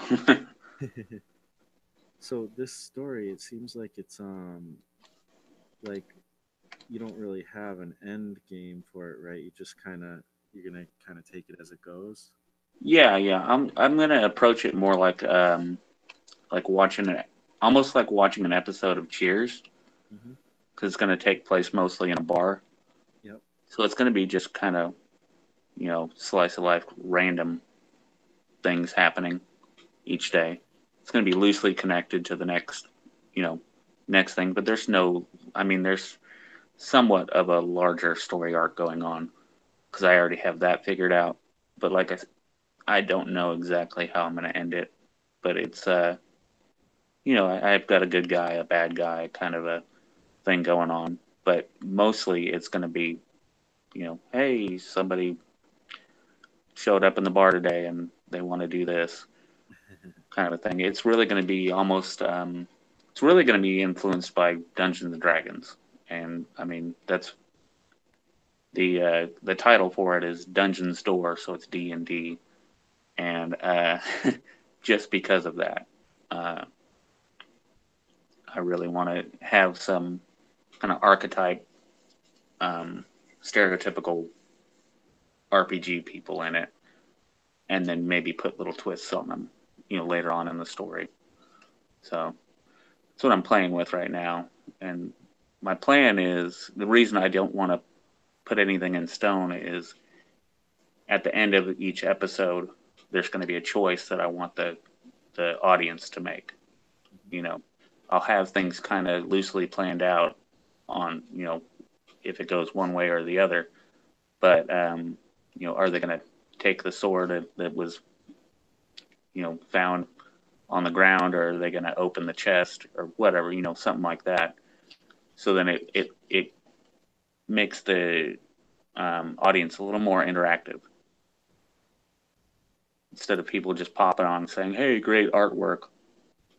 They can be a little more interactive with it, as far as that goes. Or uh, there might be something that I'll simulate a dice roll for. I mean, give me a number between 1 and 20, and whatever gets the most votes would be what the dice roll was, and I would already have it pre-planned on each number what would happen. So I don't know. It's little things like that that I'm going to try to get the audience connected with it.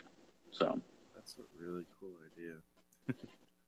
I that like was the original plan for it before I ever came up with the title or anything like that. I wanted something that was interactive, and then I was like, well, role playing games are definitely interactive, so that was where I built off of. So, and I already draw fantasy type characters all the time, anyways. So it just made sense to go that direction. right. That's pretty cool. And I like it's interesting, like you could almost pitch it as it sounds like to me, you could almost pitch it as like you know, cheers that takes place in the world of Game of Thrones or something. Right? Yeah, yeah, pretty It's just like much. such a cool idea. Like I love that. It was just kind of a nonsense idea at first, and then it's like the more I think on it, I think that's probably the way it needs to go. It needs to be you. It's just day to day life with these people that are, you know, like I said, archetypal. An elf, that is in the tavern and having a bad day or something like that, and talking to the barkeep or something like that. And the side step to it is the action thing. Well, let's go into the dungeon and slay some monsters or whatever. I have more to that kind of stuff going on, but I don't want to spoil anything. So I have some interesting little twists on things. So we'll see how it goes. Yeah. But I did that was the toughest thing for this was getting out of the habits I had given myself on Glass Crown. The way I drew noses, the clothing I did, and stuff like that. I tended to automatically go back to that. So I had to stop and change it. I want this to be more a little more cartoony, but still in my style. But like I made a conscious effort on Glass Crown to draw noses the way I did on them for a reason. That was just one thing, but I wanted all of the characters to look similar because they were all related, which I never got to in that series to explain. But I did like a weird shape of a nose. Nobody ever said anything about it, but it's definitely not the way you would want to draw a nose. But I keep accidentally starting my drawings and doing that. So I have to fight it to get out of there, to get that habit out. And certain ways that I draw, clothing has got to be the same way. I keep doing the same look, and I'm like, no, it's a different universe. I've got to get out of that habit. So that's the toughest part. Is once I worked on that for a while and did a whole lot more stuff that wasn't even connected to it every day for a year and a half, and now I'm fighting myself to get out of that habit.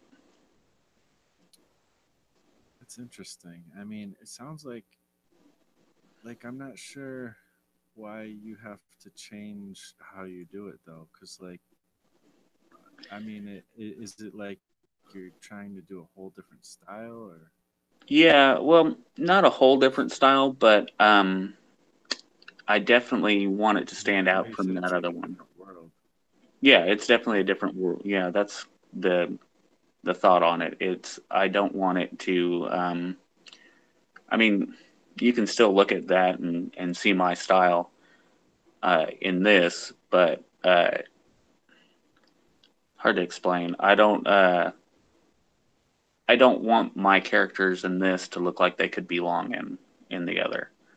I didn't have a huge audience on the other one either, but if somebody looked back on it, they're going to go, "Oh, that's how that guy draws all the time." Well, no, I can draw a lot of different things in a lot of different ways, so I want to showcase that. I want I want my characters to look a little bit different. I'm definitely going to have a lot more female characters in this one because the last one I think I only had one. So I'm just focusing on that, trying to get a little bit more variety and step away from that look. Okay. This is going to be a little bit, the coloring is going to be a little bit different on this one too. So Yeah. So when you describe the story, I mean, I'm looking at the glass door thing, so um, that seems more like a epic fantasy type of thing, hmm pretty dark.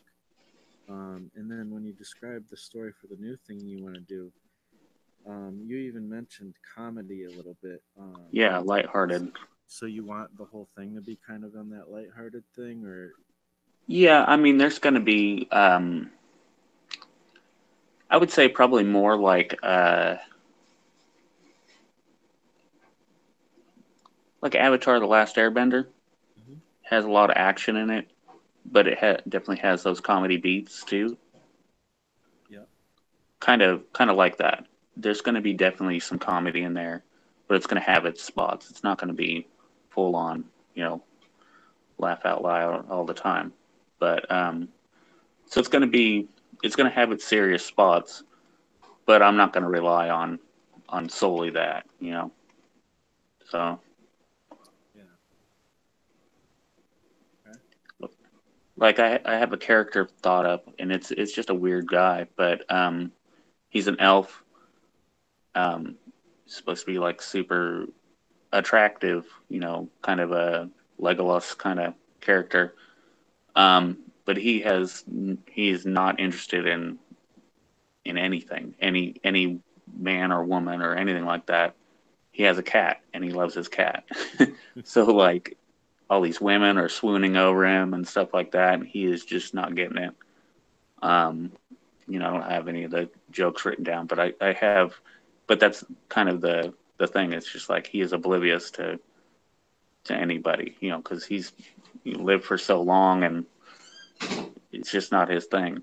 So anytime somebody talks about romance and stuff like that, he changes subject to his cat, Yeah. and it's just weird and off-putting. And I want him to be super awkward. So just little things like that. It's not going to be like watching Talladega Nights or anything like that. Right. But it's just going to be kind of a quirky comedy kind of a thing. Gotcha. That's pretty cool. Um, yeah, I don't know. I definitely look forward to see how it comes out. From what I've seen, from what you've been doing lately, it does. I will admit, it does kind of remind me of the stuff I'm seeing in your older work. Yeah. Yeah. don't want to hear, but I'm just Well, no, it's fine. It's I think it's just the way I render things, Mhm. really. Um, but mostly I'm doing the conscious effort on the faces. Everything else is drawn basically the same way. I always draw hands the same way and stuff like that. Mhm. So I don't think there's a way I can get away from my style. The way I should say the way I draw things wrong. I don't think there's a way I can get away from that without you know some serious study, study work and stuff like that. Really working with a conscious effort on anatomy and stuff like that. But definitely the rendering is gonna make it look like the other one, I'm sure.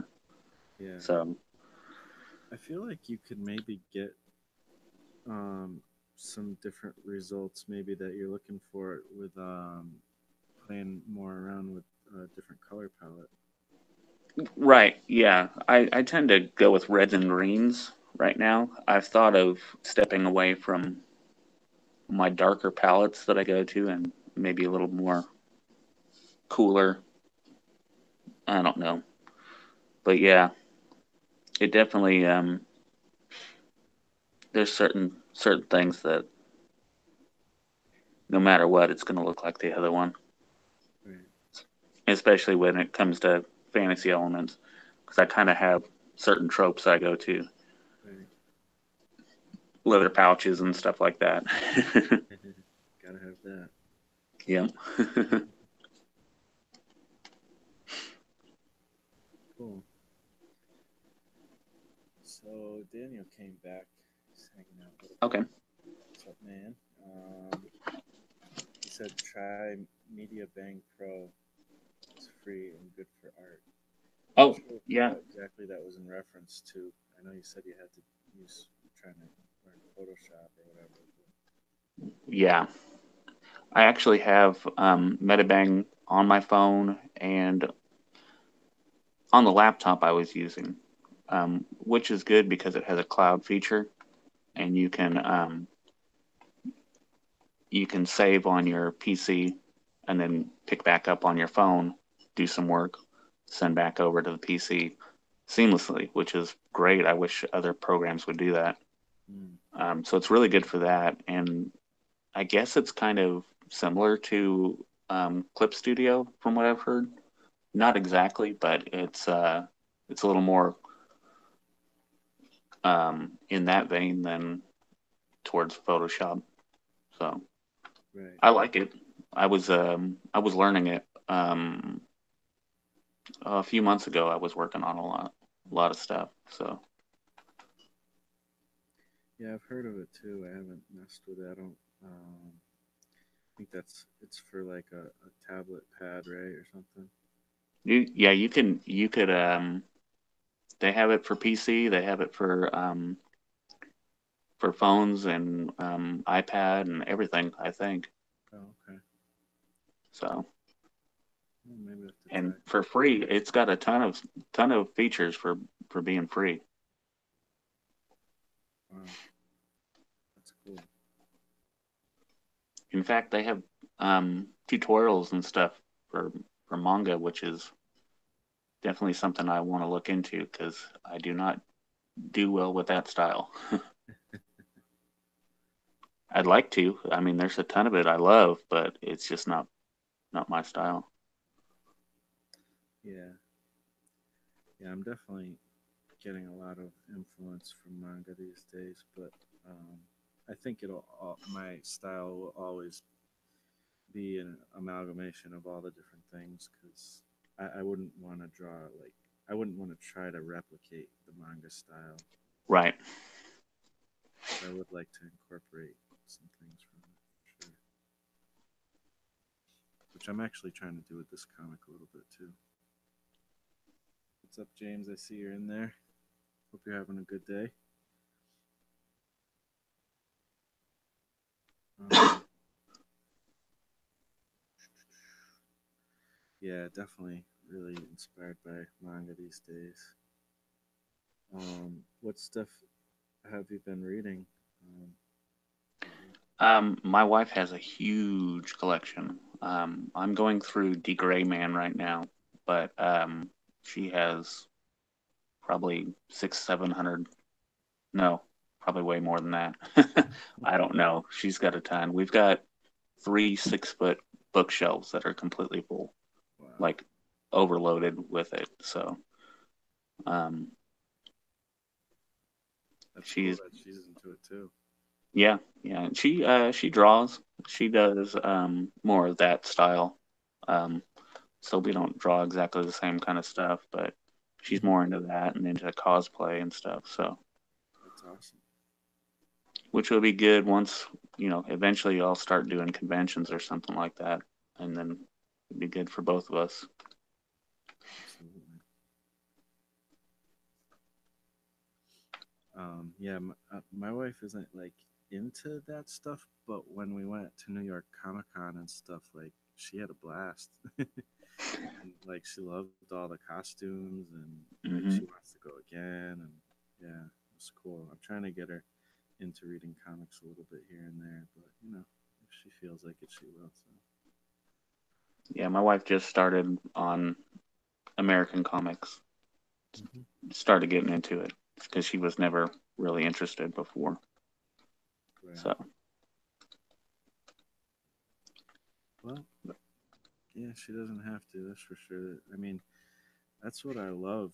That's one of the biggest things I love about manga is how it's opened it up to so many different people. hmm. So and I think this it's weird. Like I grew up thinking manga and anime stories were really weird. Like I didn't get them. Yeah, But I was still intrigued. But I didn't. It came from a different culture, and I could never understand what was going on. But I might have just not read the right ones too. Um, but now, as I look at it, a lot of times their stories are a lot more developed, actually, than Western stuff. yeah, Um, they have a plan to end it too, which is different. As right. opposed to Yeah, American comics that just never it end. never ends. It just keeps going and evolving. So, yeah, they're not afraid to finish it. So that's kind of refreshing.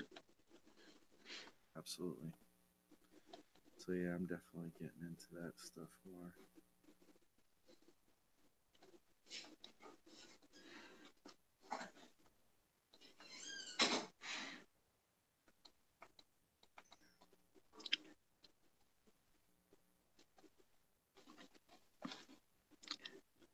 I'm struggling with this new computer. Yeah.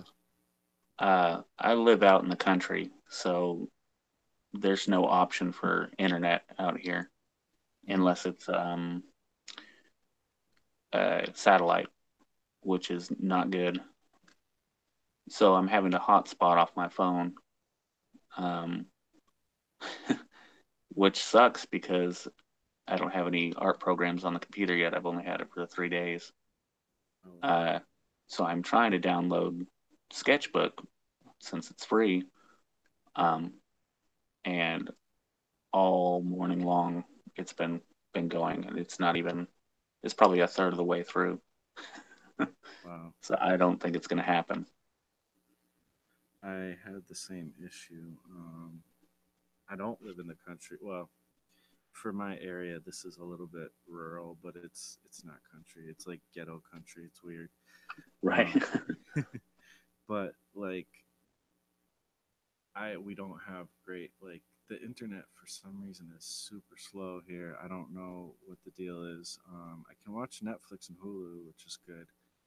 Hmm. Um, but on the computer, like you said, like downloading stuff, it's just like I'm constant. Like I have to like do different things, and I've tried to same thing. I tried to do the hotspot on my phone, and sometimes that's faster, which is crazy. Um, I forget. I'm trying to think of how I download stuff now. Like I feel like it's weird because I live in a building and there's I don't know like 6 or 7 apartments in it, and I feel like during like the wee hours of the morning, if I set like before I go to bed, if I set the download to start, it'll download like because maybe people aren't using the internet so much. Yeah.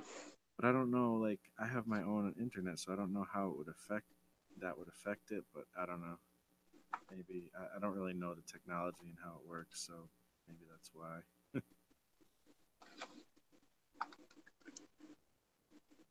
So weird. But yeah, I definitely feel your struggles with that because I've been having a similar thing. Yeah, I've looked into a couple different options, but they just they don't um they don't bring internet out here. We're just outside of, I mean, we're in city limits, but it's just outside of their area. Hmm. And they told me, we could get internet where we're at, but we'd have to install two poles, and each one of those poles was $900. I was like, I don't want internet that much. I don't want to, $1,800 up front to get it back to where my house is just so I could get internet. That's crazy. Yeah, I'm not going to get any kind of return off of that. So Well, maybe you can do what what they do at Jeff's. Did you see that video? He showed his like his internet cable, and it's like literally like laying on the ground, going across different like people's trailers and stuff, the street, uh, and it's I may just like have to do that. that's how they installed it though. Like that's how the actual company installed it. Like Holy cow.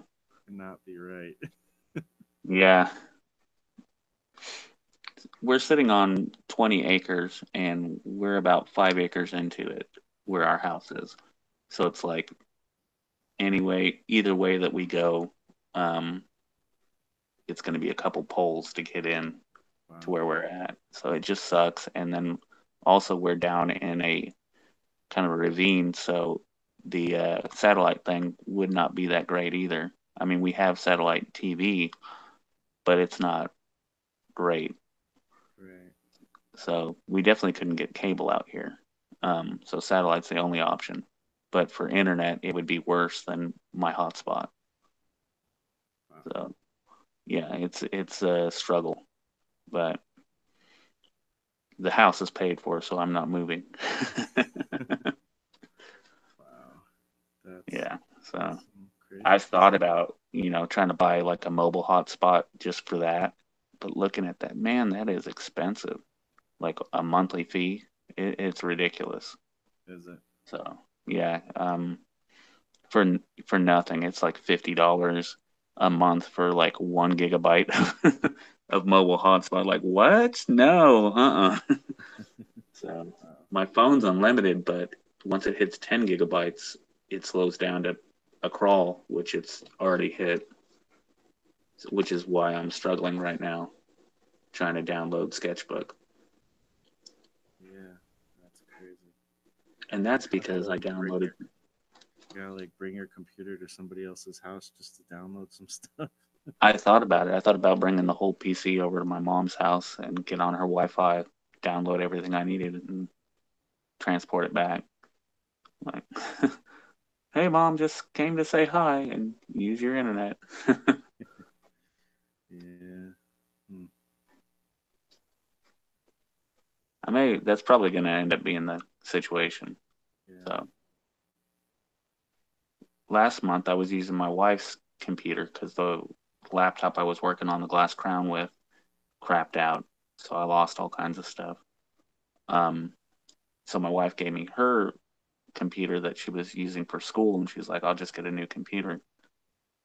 So I installed Sketchbook and a couple other Krita, I think, on there, which is what killed my hotspot. Yeah. Uh, but I got all that on there, and then after I got that downloaded, like 2 days later is when I got the new PC.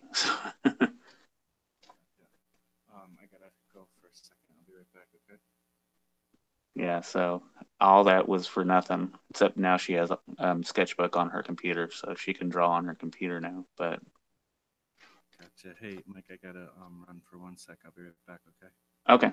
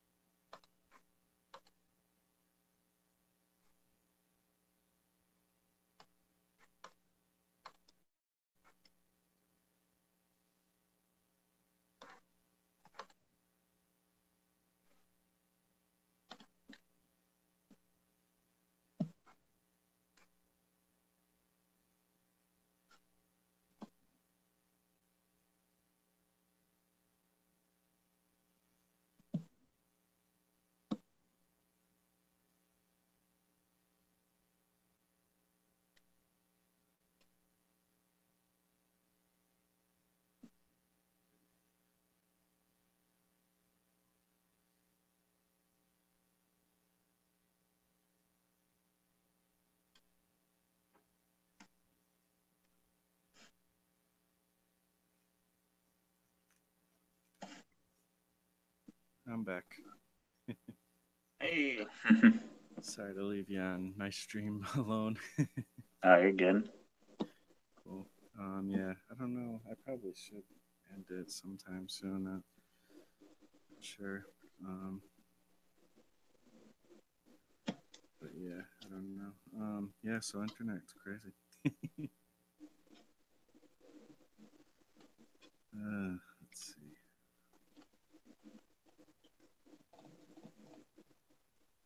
Well, one thing I love about chatting and stuff with all this stuff is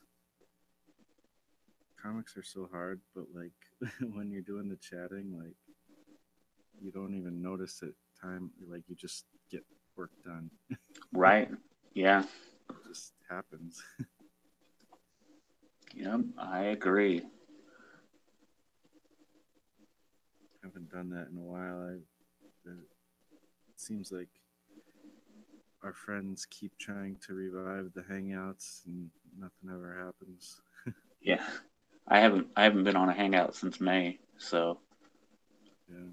I've wanted to. I just 90% of my problem is not being able to actually get on. So I Right. always have to wait for an invite, and then you know, um, Peter wanted me on for like an interview kind of a thing, Hmm. and it was like I couldn't do it. So Yeah. I usually can't jump onto a lot of things either because it's, for me, it's a time issue. I, can only do it kind of in the mornings hmm or sometimes midday, but everybody usually wants to do their thing at night. So yeah, yeah, my new sleep schedule is killing that. yeah, I go to bed at like 8:30.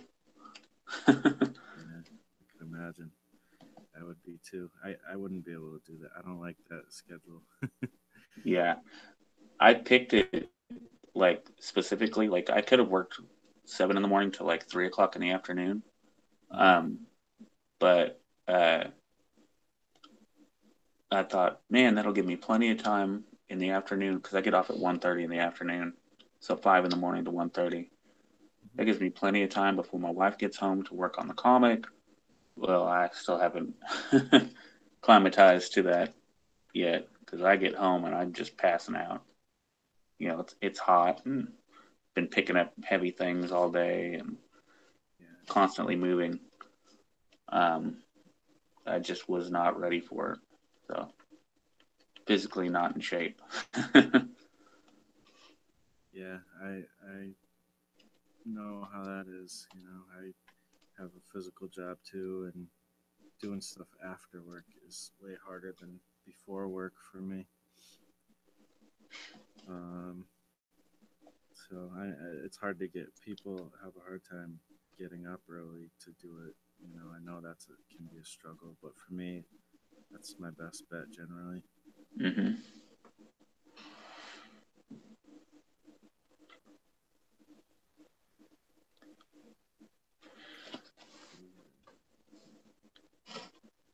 And if I can get good time on the weekends, that's awesome. Like I'm trying to this Labor Day weekend and stuff, trying to really get as much done as I can.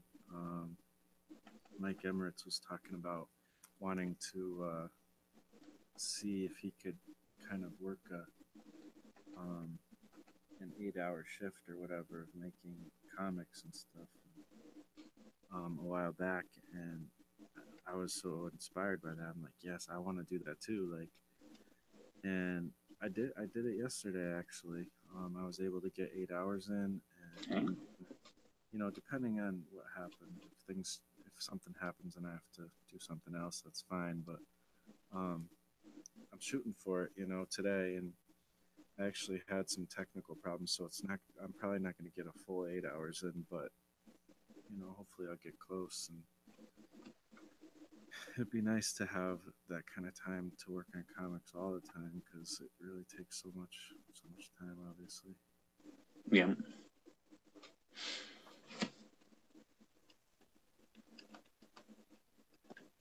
I didn't Yeah, have a this will be. problem with it. Like I enjoyed it. I didn't like feel too tired. I mean, I took a break, and I don't know, I was all right. Like I think I'd be able to do it, as a job for 8 or more hours a day and be fine with it. Yeah, as long as you're taking the breaks and um, because it could definitely put a strain on your eyes and as Mike knows on your hand. Yeah, So, but sure.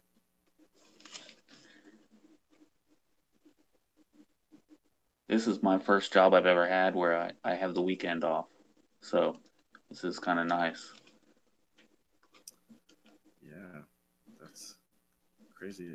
Did you say it's the first job you ever had that's happened? Yeah, yeah, because it was fast food before that. I worked Long John Silver's for 18 years, and Wow. and then Dollar General after that. It was like I never had the weekend off ever, so always had to work. And here, um, they don't work on Sundays because it's a faith-based company, so Mm, they're not open on Sundays. And then Saturday, if I want, I can work Saturday for overtime. But I already get overtime throughout the week anyways, so yeah,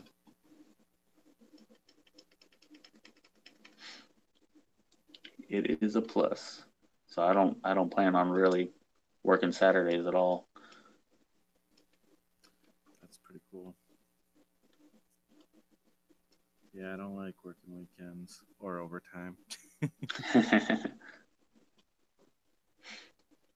I value my time more than the money. Yeah, yeah. Well, we just bought a truck and probably shouldn't have. So gotta gotta pay that one off. Yeah,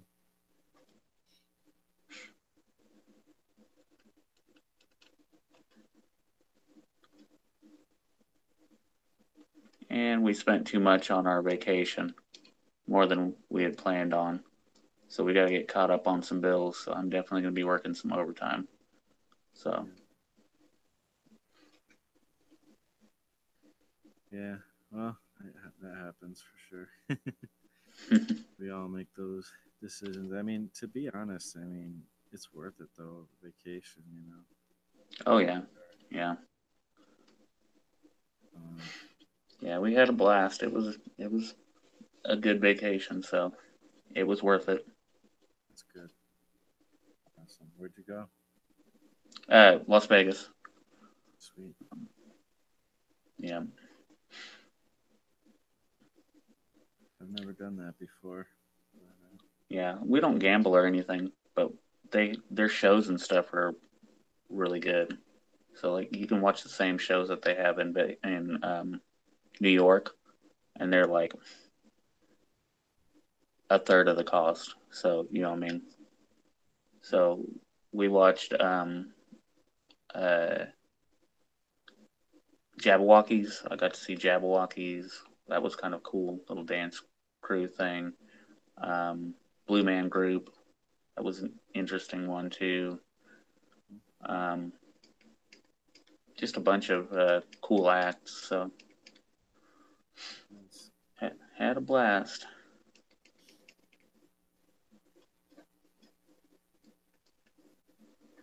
It's awesome. I'd love to have vacation. Yeah. Next year, I think we're gonna go to San Diego. My wife's never been, so take her Nice. there and let her see where I grew up. Sounds awesome. Probably go to SeaWorld. Yep. Hopefully, if we can time it right, I might go around Comic Con. So that would be really nice. James said you got to work Saturdays to buy a pole. Right? It's funny. Pretty much. I am I'm trying to put my overtime towards art, so art supplies.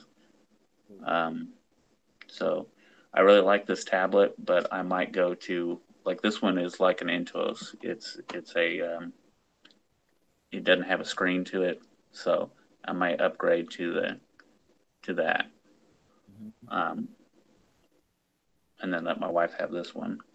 Um, like I said, it's a really good tablet, but it'd be nice to upgrade. Um, and eventually, it'd be really nice to figure out an internet situation. Yeah, no doubt.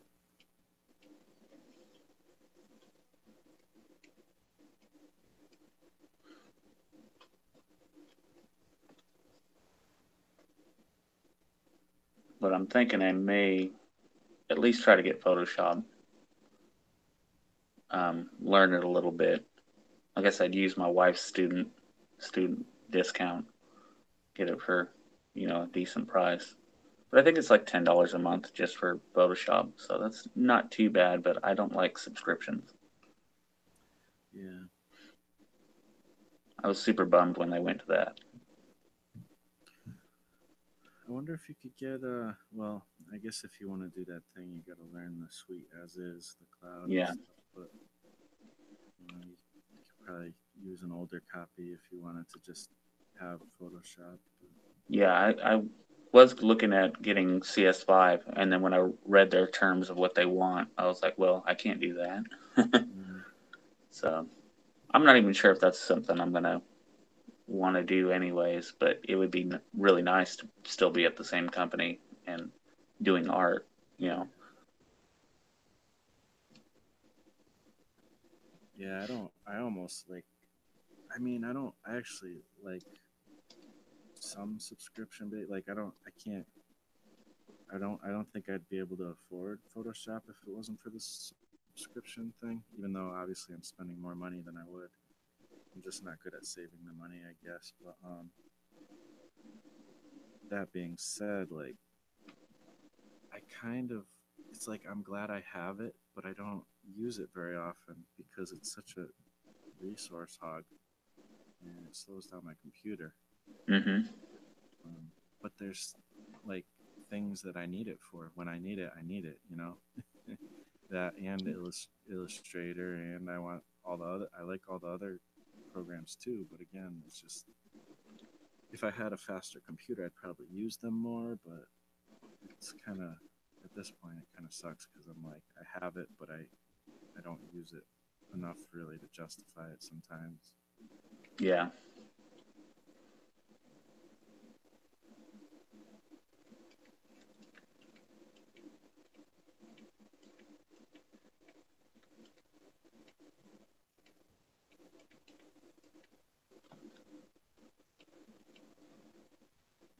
I was tempted to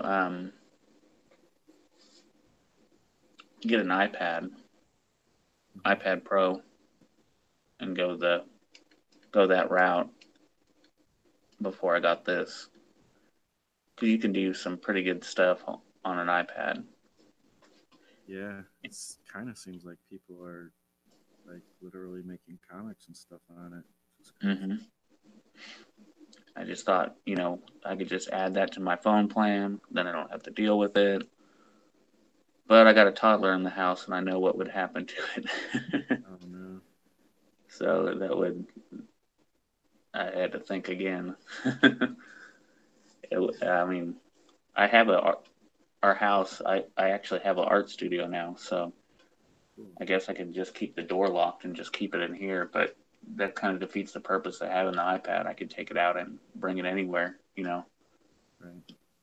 So I don't know. Still on the table, but I'm not sure.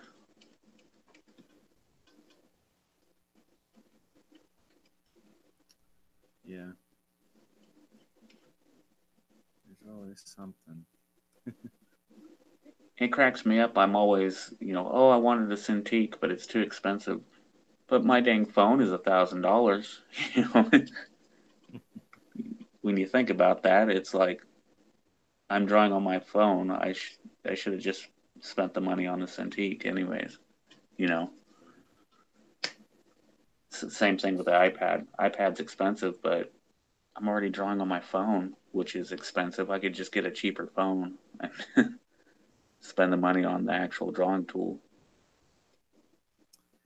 That's a good point. Every time I think about that, because I was like, oh, the new Note 9's out. I want to get it. And I'm like, why? Why am I doing this? Why am I doing this to myself? Yeah. I mean, I can draw on them, but I can't. I can't do work off of them. So, or haven't figured out a way I could. Yeah. Yeah. Just yeah. I don't think you can do that kind of work like finished on the phone. I mean, you can, Mhm. but it depends on what level of finish you Right. really want. Yeah. But then you're also looking at file, not file size, but yeah, file size actually. But you know, saving things as PSDs and stuff like that. It's a pain in the butt doing it on my phone. Mm. So like if I was ever, you know, you absolutely can't do it on to Webtoons. They don't let you um, go from your phone to post onto Webtoons. You have to do it from a PC. So that was a downer for me because I could totally do that work off my phone. It'd be easier because I'd already have, this is what it's going to look like on the phone. On the PC, I got to do little guesses and then double check it. Right. But they haven't come up with that solution yet. So I think instead of upgrading my phone next time, I'm going to downgrade my phone and use the money towards something else. Well, I mean, now you got the hue on. Would you still be trying to maybe get that, even though you have that? No, well, I've thought about instead of getting, um, I don't think you don't need a Cintiq. That's just the name. Yeah, they're great and everything, but I don't think I would need it. Uh, go with one of the knockoff ones for like $400 or $500 and get, you know, just as good of an experience. Mm-hmm. Um, if not better, because you're saving the money.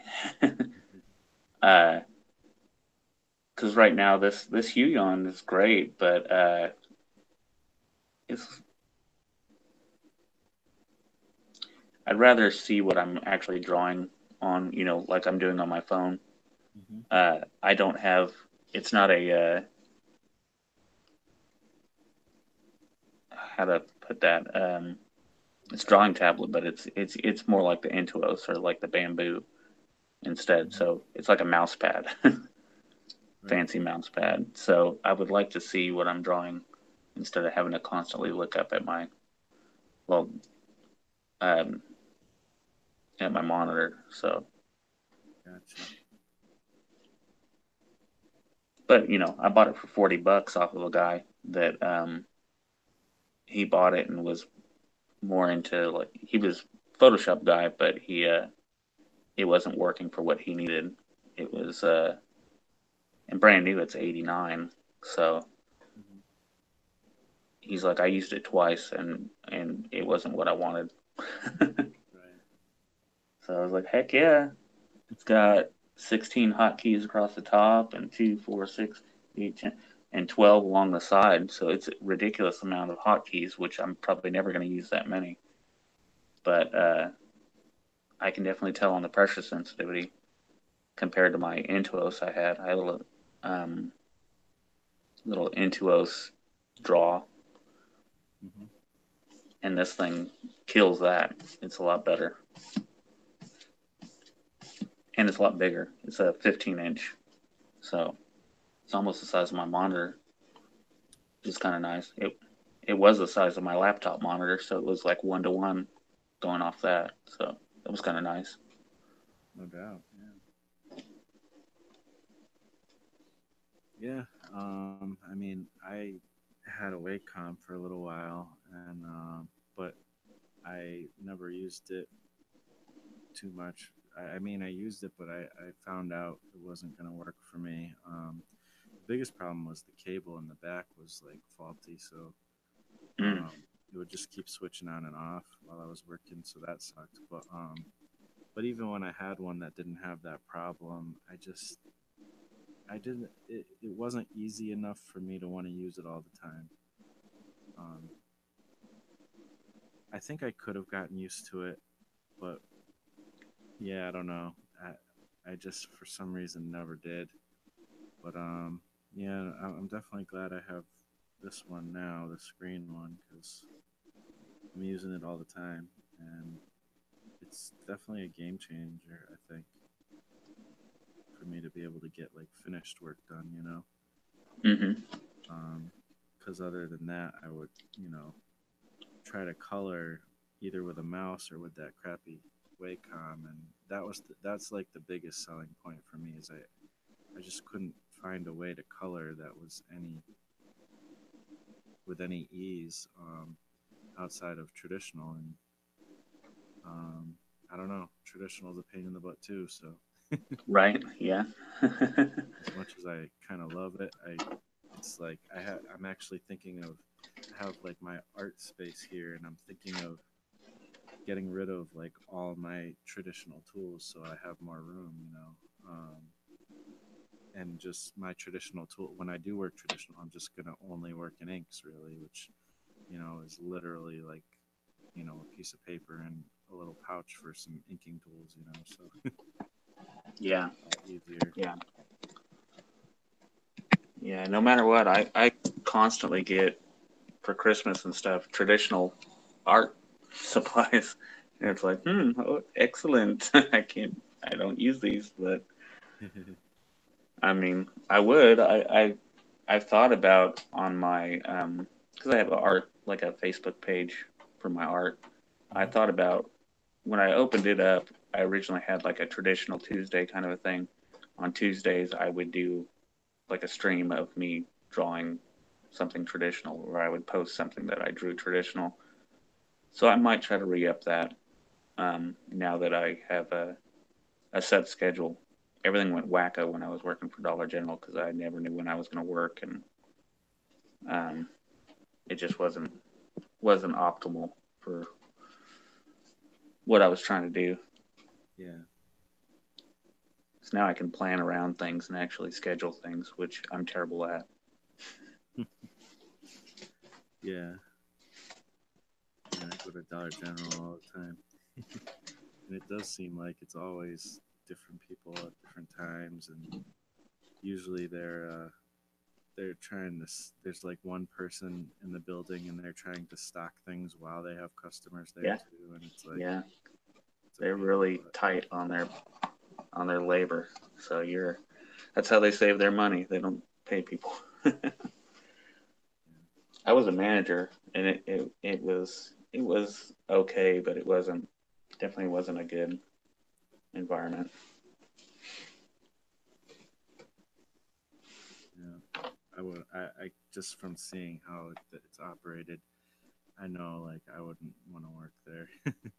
Yeah, But I mean, I think they run it pretty decently at my place. Like the people there usually seem mostly happy. They're not like jerks, which is good, but still. yeah. I just think if they treated their employees a little better, they Hmm. would get more out of them. So they don't trust them. That's the worst part. Right. Most of the cameras that they have in there are facing towards the cashier. It's like it's not at all for anti-theft kind of a thing. It's I mean it is, but it's towards the cut The to employees. the employee. And it's like Wow. if you showed a little more trust to your employees, they would probably be a little bit more loyal. But they don't. They even when I got hired, they had like a video, and they're like, 85% of theft comes from your employees. Like, no, that's not accurate at all. It's these crackheads that are coming in here. So that was my biggest problem with them. If they don't want to back their employees, so Yeah. that did it for me. Well, that tends to be the. I mean, I see that at a lot of places, really.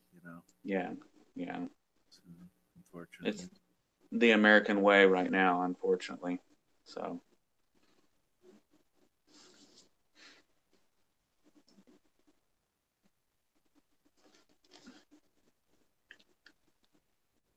so right now I'm drawing this built-in app on Windows 10. I'm trying to think of what it's called. Um, it's not great, but it's just called Sketchpad. But I guess it's geared probably if you had a what is their Surface Pro or something like that. It's geared to if you had their pen and stuff like that. But I'm doing it anyways, and it's not bad. It doesn't have an eraser, I guess, because the Surface Pro has an eraser built in on the pen. Hmm. So anytime I want to erase any line art, I have to go in and change it back to white and erase out. But it's not bad, you know. I'm just doing it, just doodling while I'm talking to you, Hmm. trying to brainstorm on what I'm going to do on the next episode. So Yeah. making little notes here and there. Still waiting on this download for Sketchbook. I'm at 106 megabytes. Oh, oh well. Yeah, James is saying CSP is a great alternative. Yeah, I love CSP. I love that it's not. I just love how it's not so demanding on your computer as Photoshop is. Like, I use Photoshop, and after a couple hours, things start stalling. And CSP I can use all day, no problems.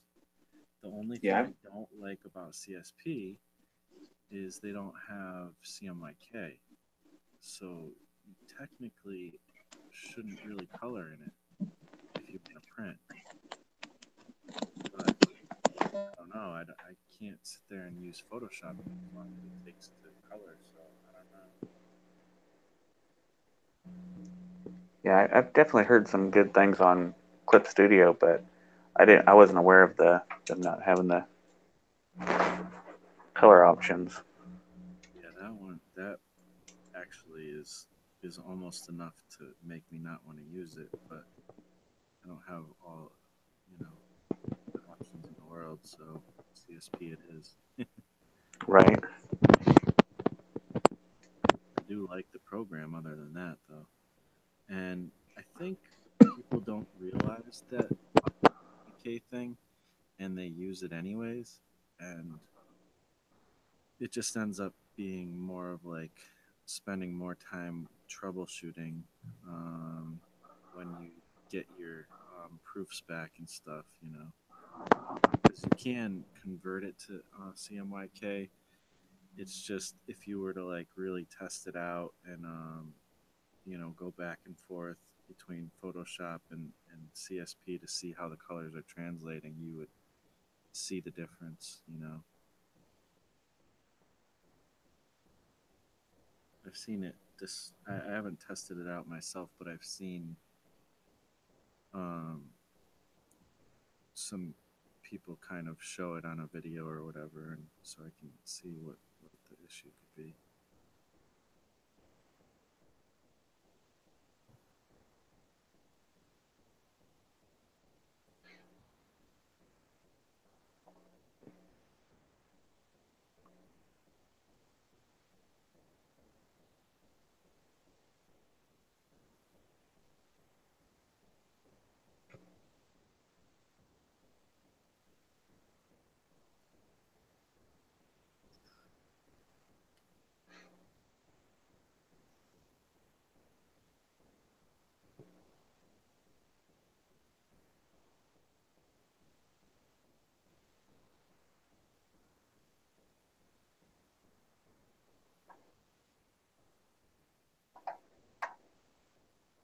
I'm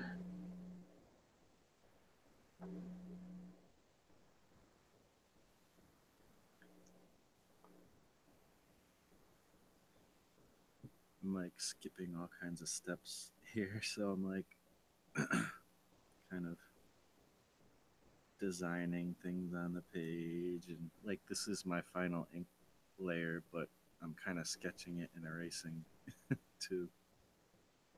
It's weird. Probably the worst way to do it, but I don't know.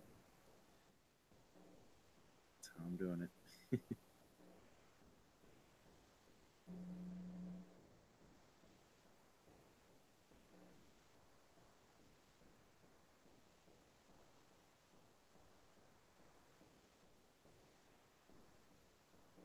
I guess I'm just really still trying figuring out my process, and the best way to figure it out, I guess, is to just keep doing it and trying different things.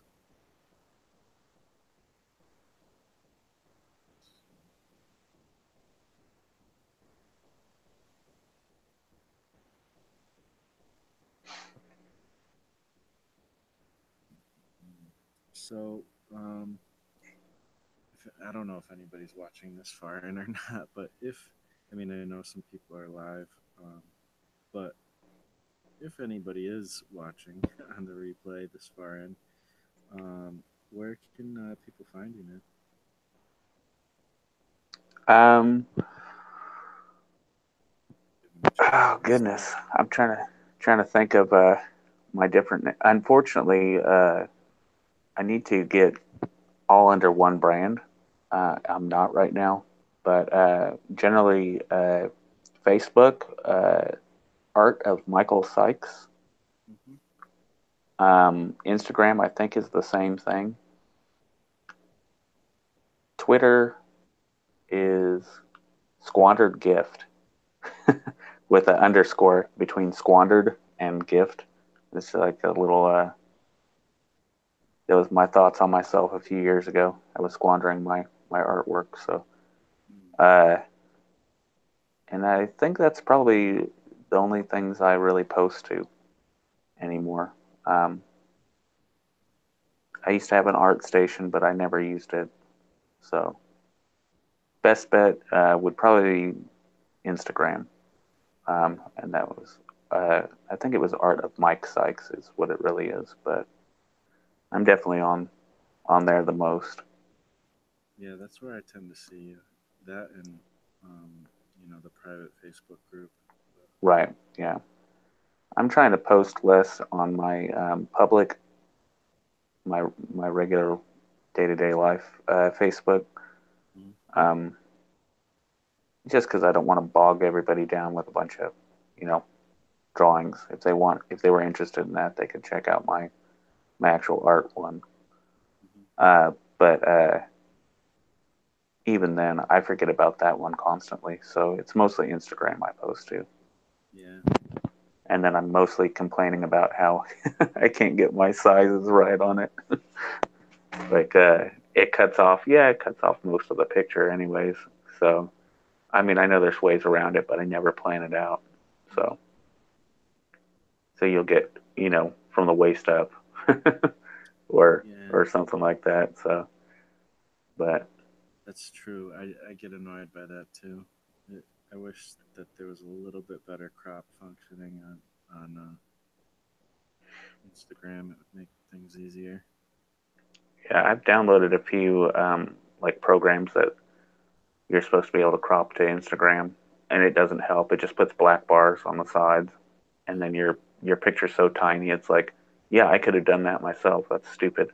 yeah, So they just it has to adhere to their little format. So yeah. which is a pain because I've really liked Instagram for a long time. I've back when I was an iPhone user, that was my go-to thing. So Yeah. Yeah. I tend to like I like when I make an illustration. The only real place it's gonna be is Instagram. That's like the main place. Like if it's just a single illustration. So just start off with that format. um, on the computer. But Hmm. for comics and stuff, it doesn't. It's different. It's not so great. But Yeah, I yeah, really wish they had a better platform for that. There's been a couple social medias I looked at and thought, oh, this will be great for. No, it doesn't. It never works out like that. So, yeah. I wish there would be more replacements for some of these things because mm, I don't know. It just gets to me the whole algorithm situations and all social medias get yep, all screwed up, and I hate that so much, yep, especially Instagram. yeah. There's so much I miss on Instagram, Facebook, and YouTube. All three of those that I shouldn't be missing. You know, especially when as much as I look at those things, you would think that would be on the top of the list and that would be the first thing I see. But no, I just crap. I just see a lot of other stuff that I got to sit there and constantly scroll through. So, but I wonder if there will ever be a solution for it. right, yeah. Oh, I'm sure they'll probably do like a paid solution. I mean, hey, if you want to change this, you'll have to pay a monthly subscription, Mhm. which you know to me would probably tick me off more than anything. Yeah, it has to be free, or else I don't think it's gonna gain any Hmm. traction. Yeah, And the you know, only thing that is paid that kind of does that is Patreon, right. um, which is kind of cool. But again, like you said, you don't like subscriptions, and a lot of other people don't as well. So Hmm. it's only it's only good for certain people and stuff. I really wanted to do the Patreon thing, but my biggest problem is audience. Like most of my audience are artists, and they're all in the same boat as me. They're all broke. They would love to help out, but it's really tough. Even $5 a month is tough nowadays. Hmm. So reaching out to the people that aren't artists is is tough for me because I fear they're not going to get it. You know what I mean? Yeah, Like, are you gonna are you gonna understand what's going on with this? At least with artists, I know, hey, they're going through a process. This is what it is. This is what to expect, but I can't help. So yeah, it's difficult. I mean, I know there's probably videos and stuff I can watch that would help me uh, get a better understanding of what I would need to do. But as of right now, I don't even know what I would do with that.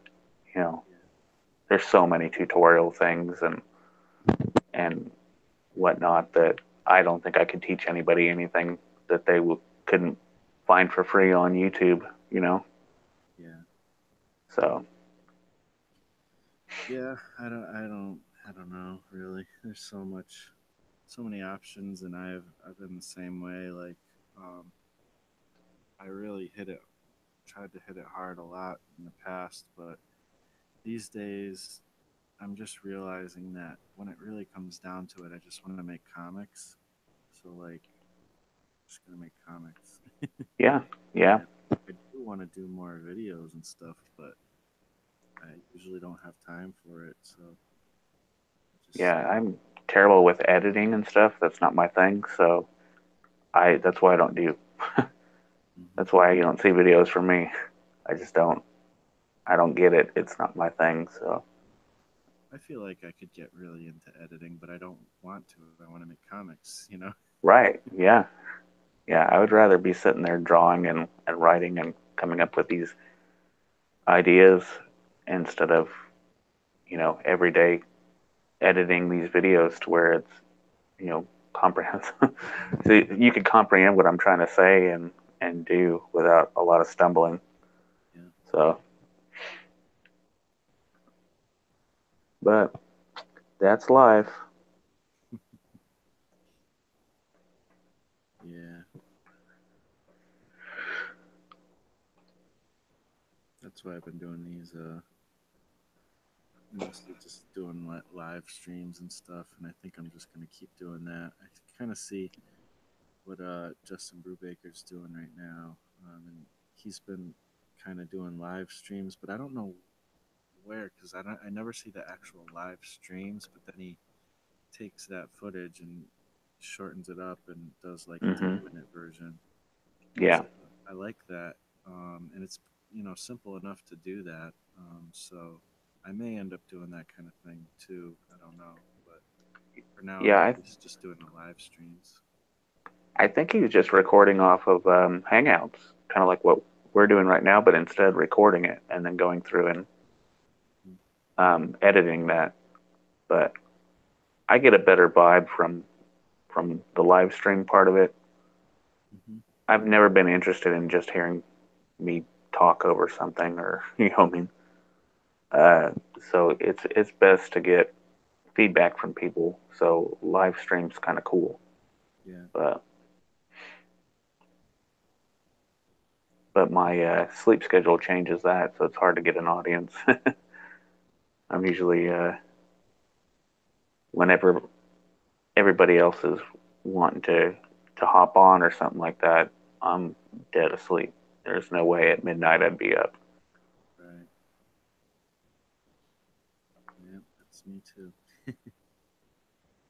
But I just do it anyways, just cause like, why not? Yeah, But I actually haven't been. But now I'm trying to start getting back into it. So we'll see. Basically, there's no way anybody's gonna know about my comic unless I do it right now. So yeah, yeah, pretty much why I've been doing the live streams the last few days. Just 'cause it's gonna be on Patreon, you just nobody will know, really. yeah. I'm a little too ignorant to that platform. I just don't know what's going on with it and how to approach it, and so I'm staying away from it right now. Yeah, I mean, I did. That's why I did delete my Patreon because I wasn't really using it. I don't think really properly, Hmm. and I just felt like I didn't. It just didn't feel like the right fit. Um, but now I kind of have a new plan, and I feel like this does make sense. To put out one thing, a comic every month, and then that's what you're paying to get, and Yeah, that just makes a lot more sense than the way I was doing it, kind of just random before. Like, oh, I might publish stuff, or I'll do this and this and that, and I ended up. I feel like I was trying to work more for Patreon than I was to actually make comics, and that wasn't really doing the trick for me. I hear you. That was pretty much the boat I was getting into. I I think it's best just to finish your work, get something done.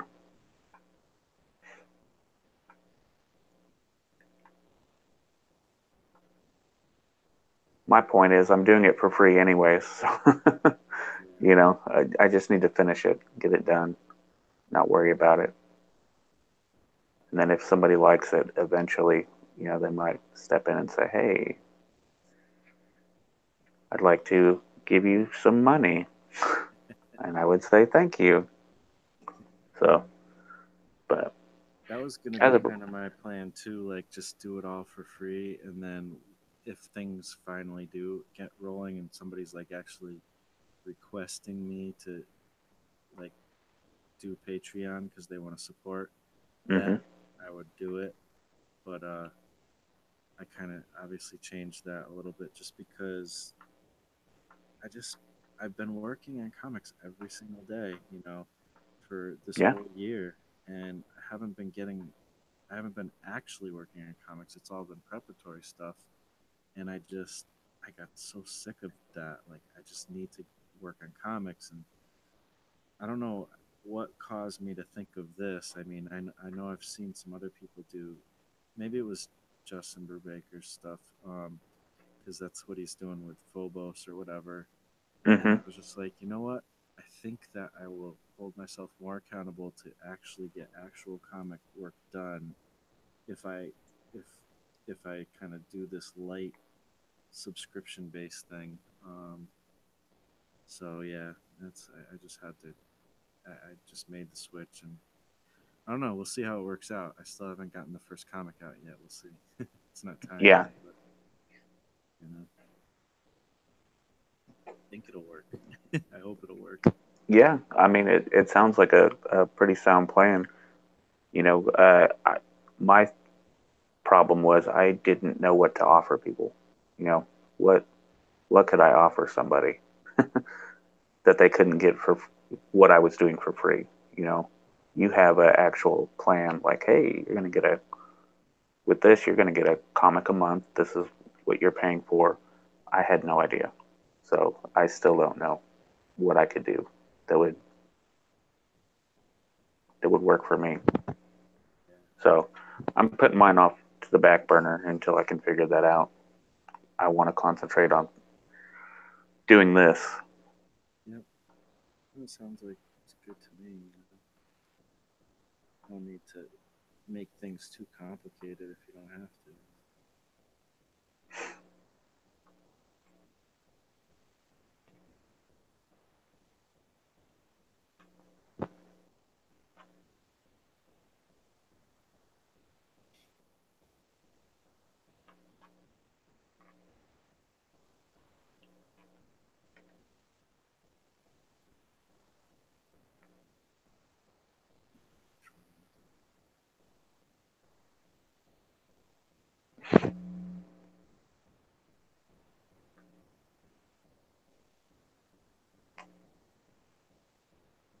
Oh, the other different thing I'm doing with this one is I'm not doing a script.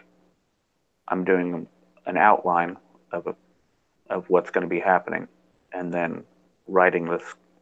You know, maybe here and there things that are going to be said, Mm-hmm. but Glass Crown, I had a script. I was working off that, and this is what's going on, and I was planning it. Um, but I think this one would probably work better without that. Just have my outline of what's going to be going on, and then let the characters.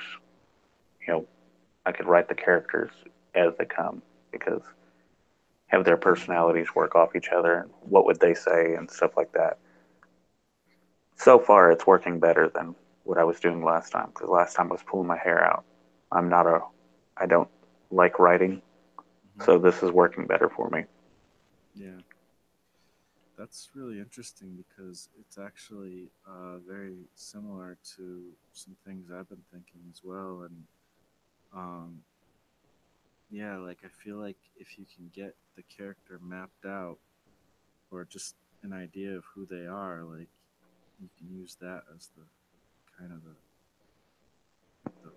structure that you base the rest of the story off of. And yeah, I'm trying to go that route myself too. Some of my stories, unfortunately, I'm having a hard time with even that, like trying to figure out the characters, but I'm moving forward with the ones that I am figuring out the characters with better. But I think that's a cool plan. Yeah, so far it's working. So a lot quicker than the last one was. Last one I was racking my brain and constantly revising conversations and trying to make it fit on the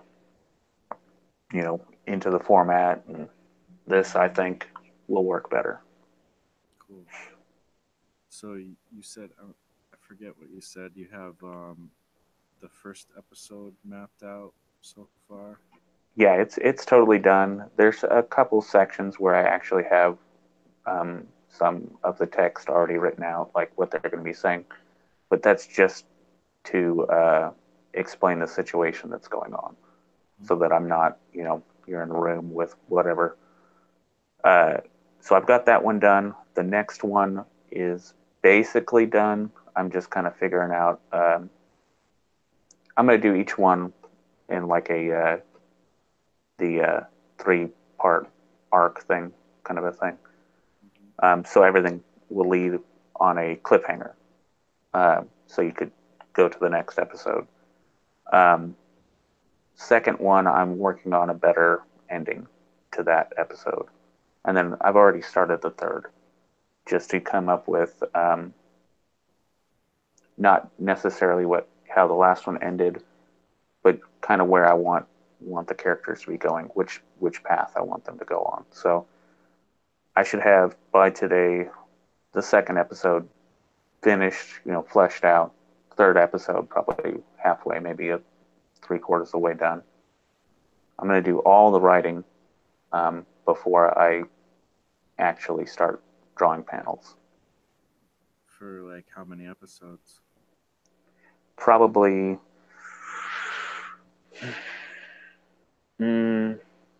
probably 8 to 10 episodes. Each one of those is 5 pages. So yeah, it's going to be quite a bit. But I want to have that little buffer. Cool. My plan is December 1st is when I'm going to release. So that's the plan. It might get pushed back, but I'm really not worried about the art side of it.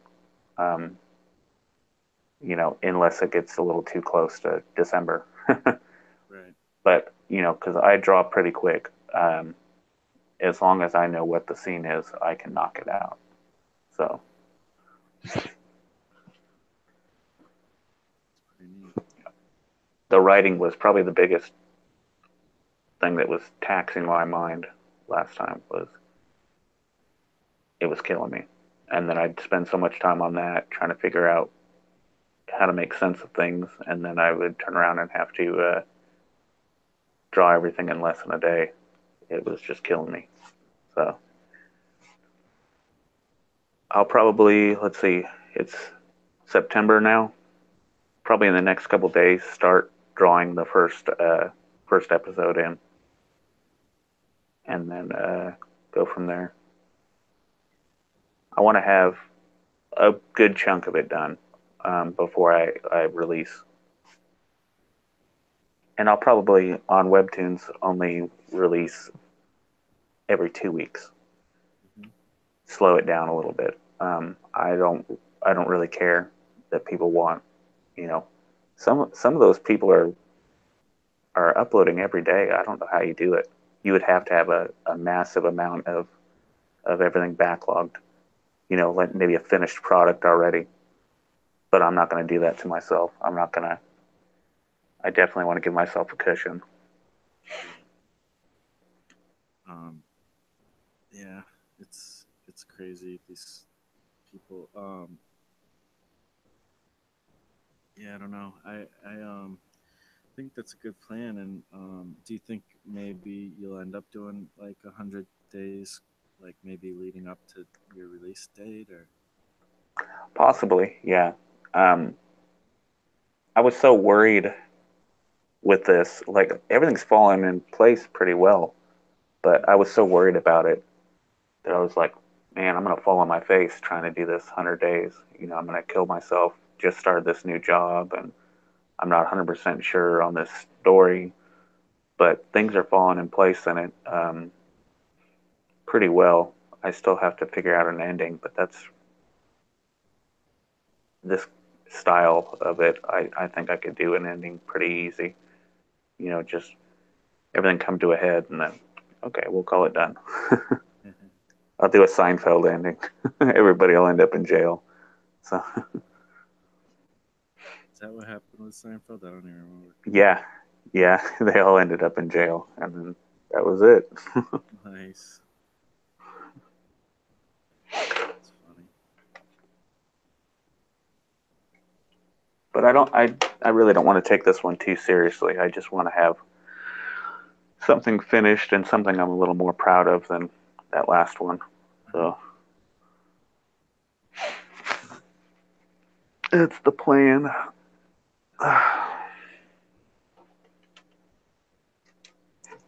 At this rate, I might have a sketchbook downloaded by December. Yeah. Cool.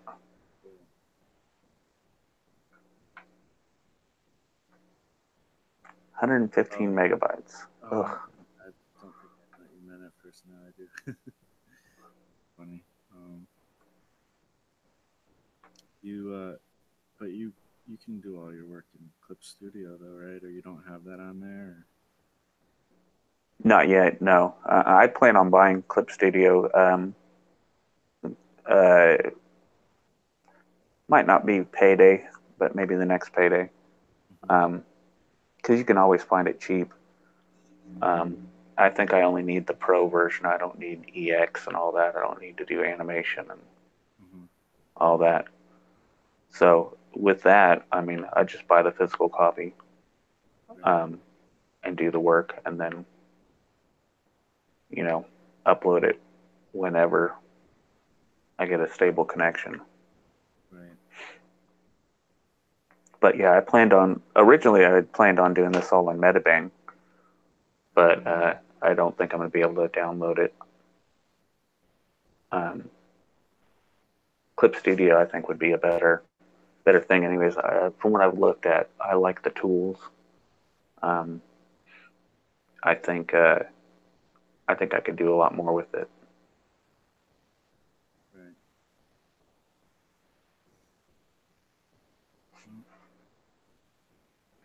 Cool.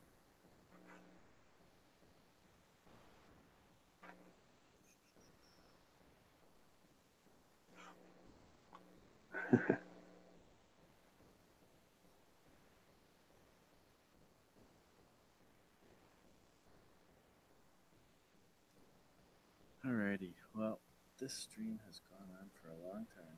James left. So see you later, dude. I think I am gonna close it out and get some lunch. Okay. Hopefully continue to work on some comics and stuff. But everybody, if there is anybody still here, just remember Art of Mike Sikes on IG, Instagram, and on Facebook, and squandered_gift on Twitter. That's correct. This has been a blast. Absolutely. Thanks for coming on and chatting with me for a while. And everybody knows you can find my stuff donkeyjobprojects.com and MarshallLee_DJP on Instagram and Twitter. And yeah, I think that'll be it. Thanks for hanging out, everybody. And again, thanks, Mike. All right. Thanks for having me. Anytime, man. Have a good one. You too.